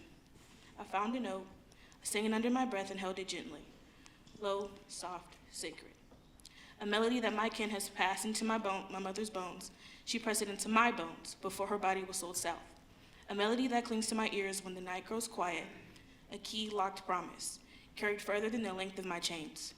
I dream of a road where my children can walk, where no one is measuring the length of their shadows. I dream of a morning where their names only belong to their mouths. I dream of a day no person can decide my worth whenever they please, where no man can whip ownership over my skin. Her song is guidance in my bones, a soft little thing that pushes me forward with promises of tomorrow. They can claim my work, steal my time, my strength, my autonomy. They can count my fingers, evaluate me as property, see me as a tool, not a human. They can price my flesh, reduce my soul to currency, but they cannot harvest my joy. Joy is my rebellion. The year is 1955. I am surrounded by barking dogs and vocal yells. My skin burns with bullets of water. I face each and every one of them with resilience I never asked for. They try to wash away my dignity with hoes strong enough to bend steel, but not strong enough to break me. They place their fears on me as if it's my fault, as if I chose this complexion that they curse with their unwanted anger and jealousy. But I know my power. I know what my people will overcome in unity. I know my people will fight with the strength they never asked for, but a strength they inherited. We bury our roots so deep in the earth, they search for every way to dig them out. Yet when we smile, they mistake it for weakness. They expect for us to just give up and continue to endure their cruelty. But it's not weakness, it's a quiet revolution, a joy they will never be able to silence. Joy is my rebellion. September 16th, 2020, my water broke. I get to meet you today, I'm so excited. I packed a little blanket, the one with the soft stitches stars. I practiced saying your name in the mirror so it would sound perfect when you heard it. The nurses smiled, but not with their eyes. They talked over me like I was furniture, like my body was a hallway anyone could walk through without asking. I told them something felt wrong. I told them again. My words kept falling on the floor and no one bent down to pick them up. Hours started to stretch like rubber bands, snapping inside of my chest. Machines spoke in cold beeps while I spoke in prayers. They said I was dramatic. They said first-time mothers worry too much. They said you people feel pain different, like my blood followed another map. And then the root changed its breathing. Faces tightened. Someone finally listened, but by then you were already leaving me. No first cry, no warm weight on my skin, just silence wearing a hospital gown. They handed me papers instead of you, apologies with no backbone, a bill for a life they never tried hard enough to keep. I left with empty arms and a body that still thought you were coming. My heart kept setting a place at the table for a guest who would never arrive. Joy is my rebellion, they say, but some days rebellion feels heavy, feels like carrying a headstone inside my ribs. Still, I talk to you at night. I tell you what the sky looked like today, how your grandma laughs too loud, and how your mama is trying to stay. They didn't just take a baby, they took a future, a first day of school, a messy bedroom, a pair of running shoes, and a man you were supposed to become. So I write you into the world since they wouldn't let you live in it. I keep your name alive in my mouth, my child, my almost, my forever September boy. Joy has always been our rebellion.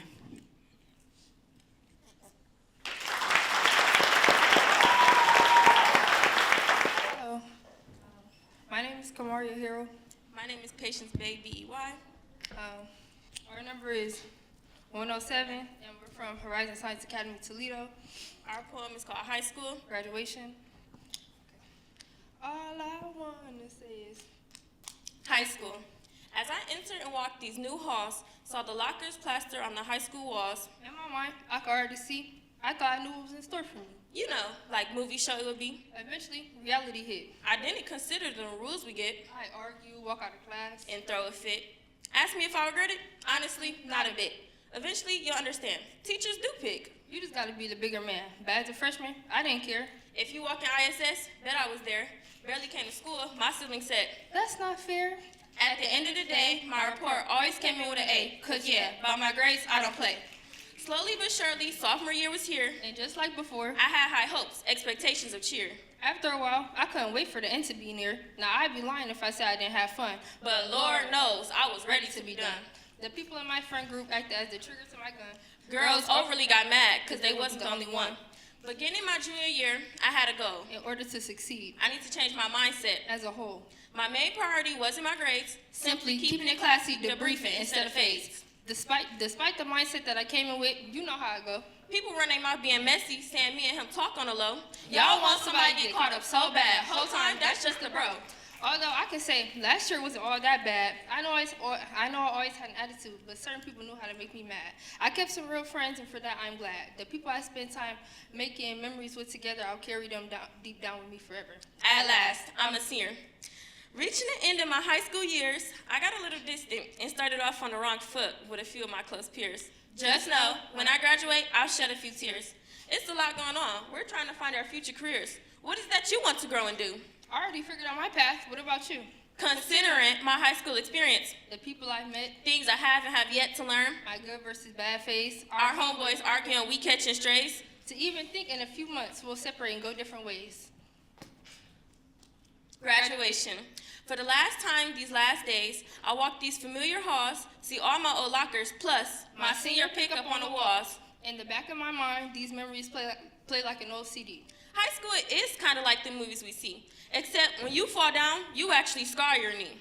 Consider your future, because to your actions, there's a cost. This isn't free. My words aren't intended to label high school as intimidating. Comparing my start to end, there's a change in my rating. Really, all you can do is learn and grow. To the people I'm leaving behind, I want you to know. I hope you all make the right choices. When y'all are at your lowest, speak up, use your voices. In the same way I felt such joy, yet fear, at the start when I entered my freshman year. It all came around again. I'm back in the same position. It still doesn't seem real to me. The days just come and go. I get asked how I feel a lot. Truth is, I don't even know. Don't you feel somewhat sad, or since it's almost over, you're a little overwhelmed but still glad? I truly don't know what to say. I don't want to lie. So I shrug my shoulders. And hope the questions go away. You can't keep avoiding it. You're going to have to accept it one day. I never said I was scared. I am fully aware. Just because I can't put it into words doesn't mean I don't care. So what are you worried about? I mean, besides the fact that I've never done this before. The year is moving so fast. My whole life before I had to leave in the past. This is a once-in-a-lifetime thing. I want you to put yourself in my position. Think of what I'm saying. For 15 years, my life has been mapped out. An adult has always helped me pick my route. Now, it's solely up to me. I didn't know how to escape the maze. What we once began all together in haze, we found the end. This is where we part ways. High school graduation. My name is Corbin Coe. And my name is Valor Auditoro. And we are representing Indiana Math and Science Academy North. And our card name is 108. And the name of our poem is My Tinted Glasses. Look, let me tell you another story. It's hard finding joy even going through the pain. And sometimes you're even sick of playing the game.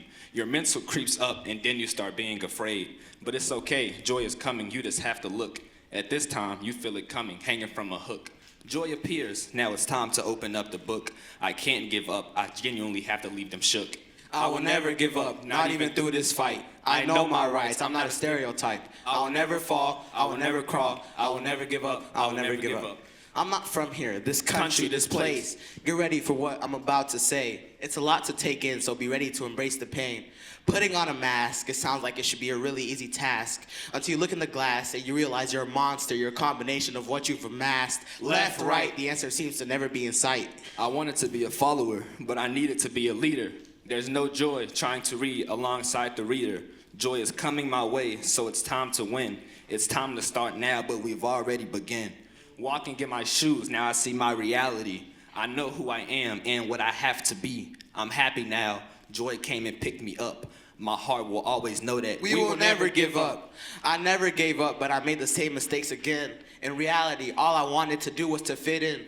I wanted to be like the rest, but these Americans, I can't be them. I can't raise up my chest. I wanted to be one of them. I was quite literally a fan. I looked up to them like they were a celebrity, but maybe I was just projecting who I wanted to be. Just like the rest, I was a bystander. I was controlled by the group, and they were the commander.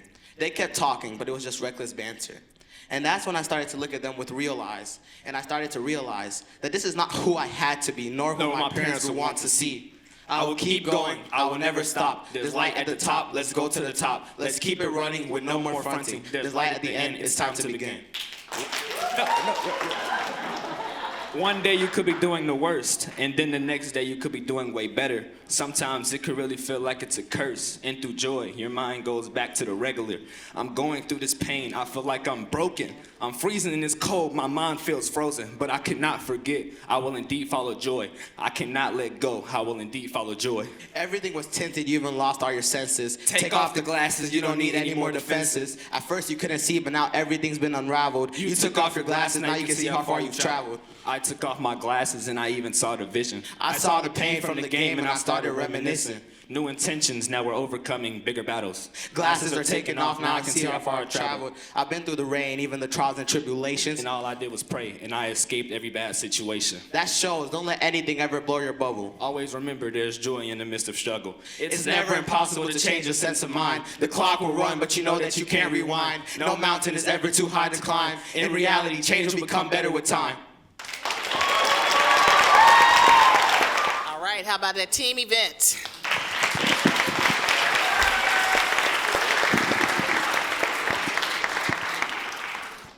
So we just need a few minutes to get a couple things together before we head into the awards celebration. So we heard a lot today about love, about loss, friendship, grief, family, community, personal growth, and grace. The beauty and the complicatedness of just life. And I just want to say, job well done. Job well done.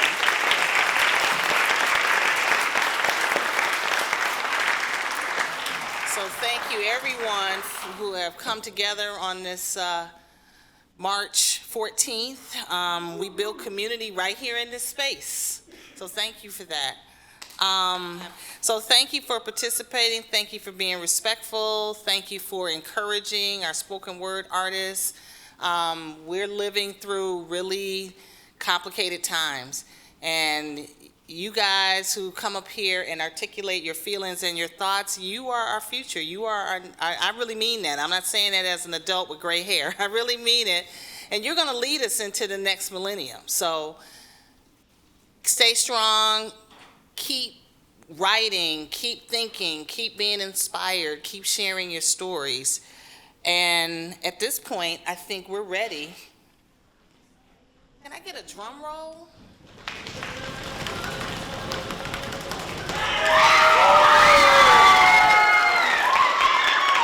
Third place from IMSA West. Identity, Mr. Identity, are you here? Oh, you right here? Come on around. Congratulations. Let's give him a hand.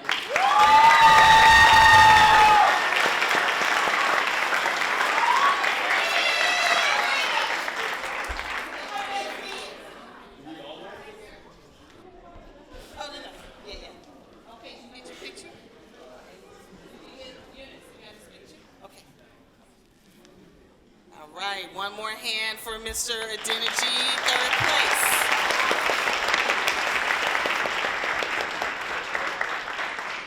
Drum roll, please. Second place. Miss Fernando. Oh, here she comes. From HSA Belmont Elementary School. Congratulations. Here, come this way. Miss Pinedo. All right. All right, for our first place, free form, 6th and 8th grade winner. I want the winner to be ready to give us their poem one more time, or their spoken word one more time, okay? Yeah. You ready? Yeah. All right, here we go. Drum roll, please.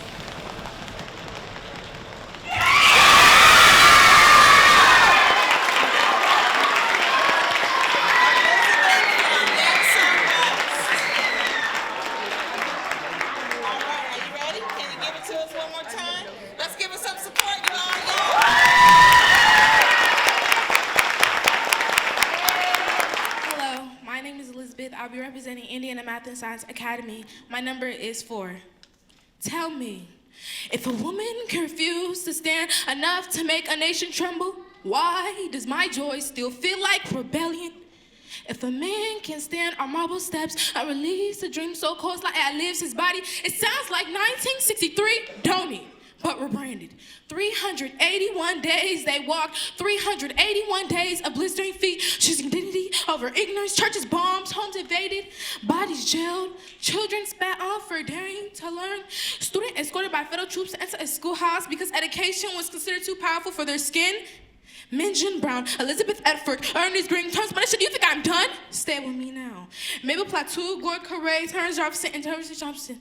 And you mean to tell me, after 5 hosters were fab, oh shit, I messed up.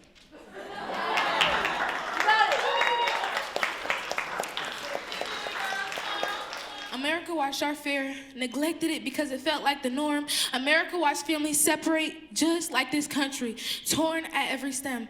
And sometimes I ask, why did they bleed and what was it for? Did they sing so we could remix their struggles into TikTok dances and viral videos? Then I remembered they did not fight for applause, they fought for possibility. The bus boycott, it was not about transportation, it was about validation. I am not escaping reality, I am standing inside the sacrifices I did not have to make. You ask if it mattered, look at me. 14, black and proud, standing in a room where my ancestors once had to head through the back door, my head held high.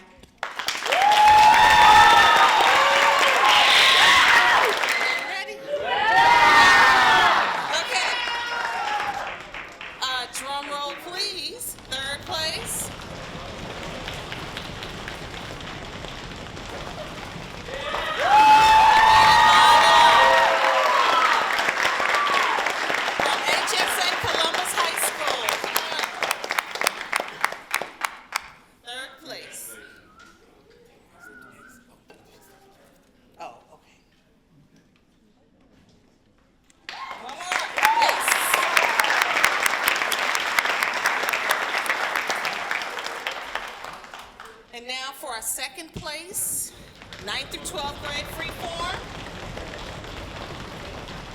You ready, Ms. Miller? All right.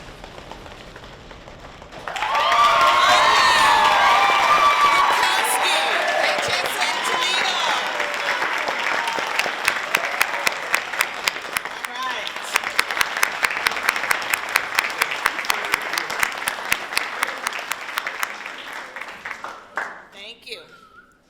Now, first place, high school freeform.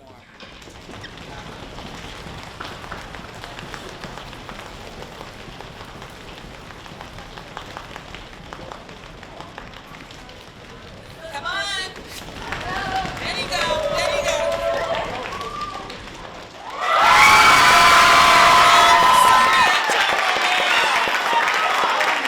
HSA Southwest Chicago. Come on, girl.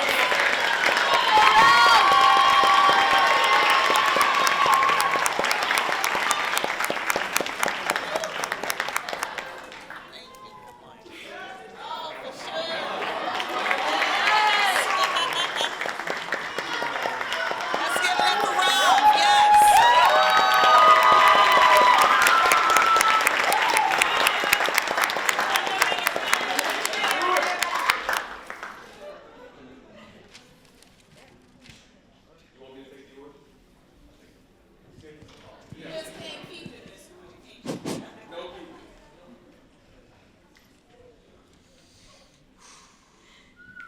A second life to speak. It was 4 years ago when I was spiraling up and down. Those moments in me, it feels so close, yet so far. I like to pretend that things were better than they were, so that it wouldn't hurt. But to this day, these scars on my body, some people could see, others are still engraved in me. And at the time, I didn't have a voice. I opened my mouth, nothing came out. Nothing surfaced. I would think what I wanted to say, the paper was ready to print, but the ink smudged on its own. No one took me seriously. I was just a kid after all. I plummeted down somewhere I had never been before.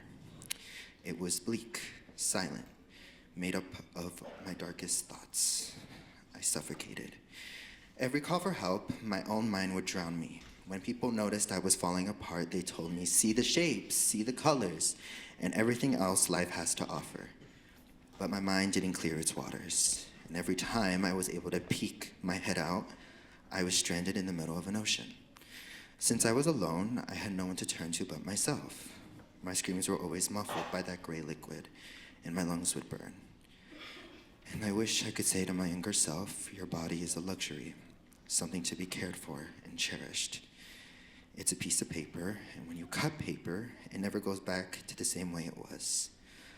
Blood covered my wrists and my hands, stained my skin and my heart. My call was answered, but at what cost? Years later, I still shake. I still cower at the thought of being alone. Unfortunately, people who went through a similar situation, most of them got one life, but God gave me two. So I'll turn my experience into a voice, a life jacket for others if they feel crashing waters drowning them too. Please say something. Everyone is a beautiful piece of art, no matter how many faults. And as for me, water can't be contained, but it can be controlled. And maybe one day I'll have full control over my waters. But I am alive. I'm not a victim. I'm a survivor, and I'm finally learning how to swim.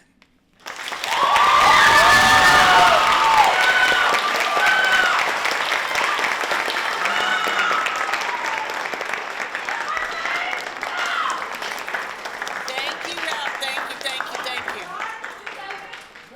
Finally, Mr. Hunter. Ready? Team event, we ready? They are. Huh? No performances? Okay. Just the award. And then we are, look, on time. All right, drum roll, please. Give me a good one. For the team event, 6th through 8th.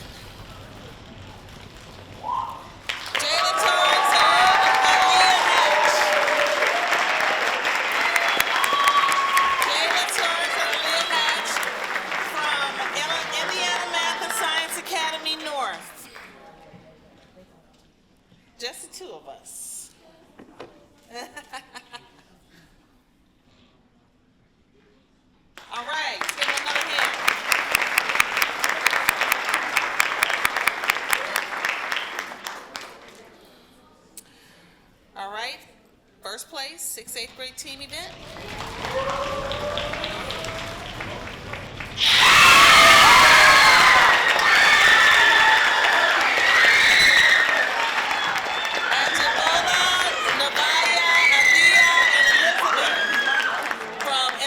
Indiana Math and Science Academy West.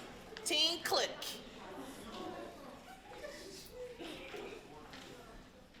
All right, give another hand, yes.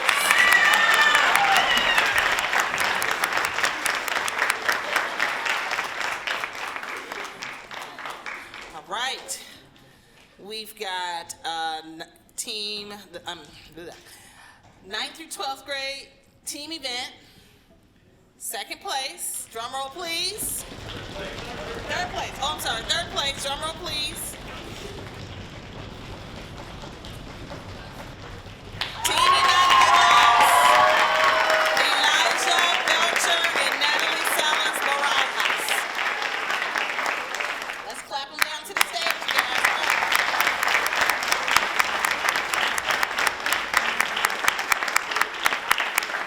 From HSA Toledo.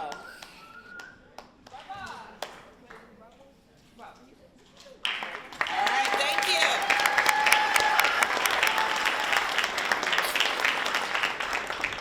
Second place, 9th through 12th grade team event. Drum roll, please. Team KP. Patience Bay. Kamaria Morel. Yes.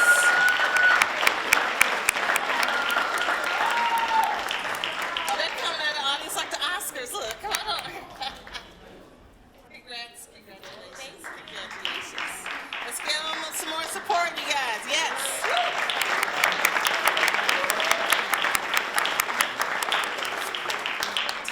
Are we ready? Last award of is it the last award? Of the afternoon. It's a lot of trophies on that table. Do I get one? No, just kidding. Okay, drum roll please. First place, 9th through 12th grade teen event.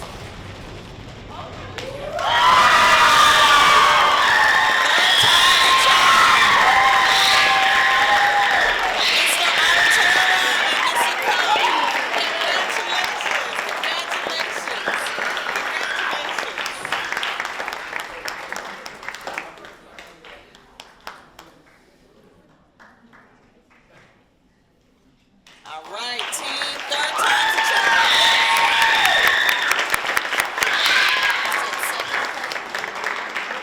Well, folks, this is it. This has been a great Saturday, the 14th, Spoken Word 2026. Thanks for coming. Safe travels home. Bye.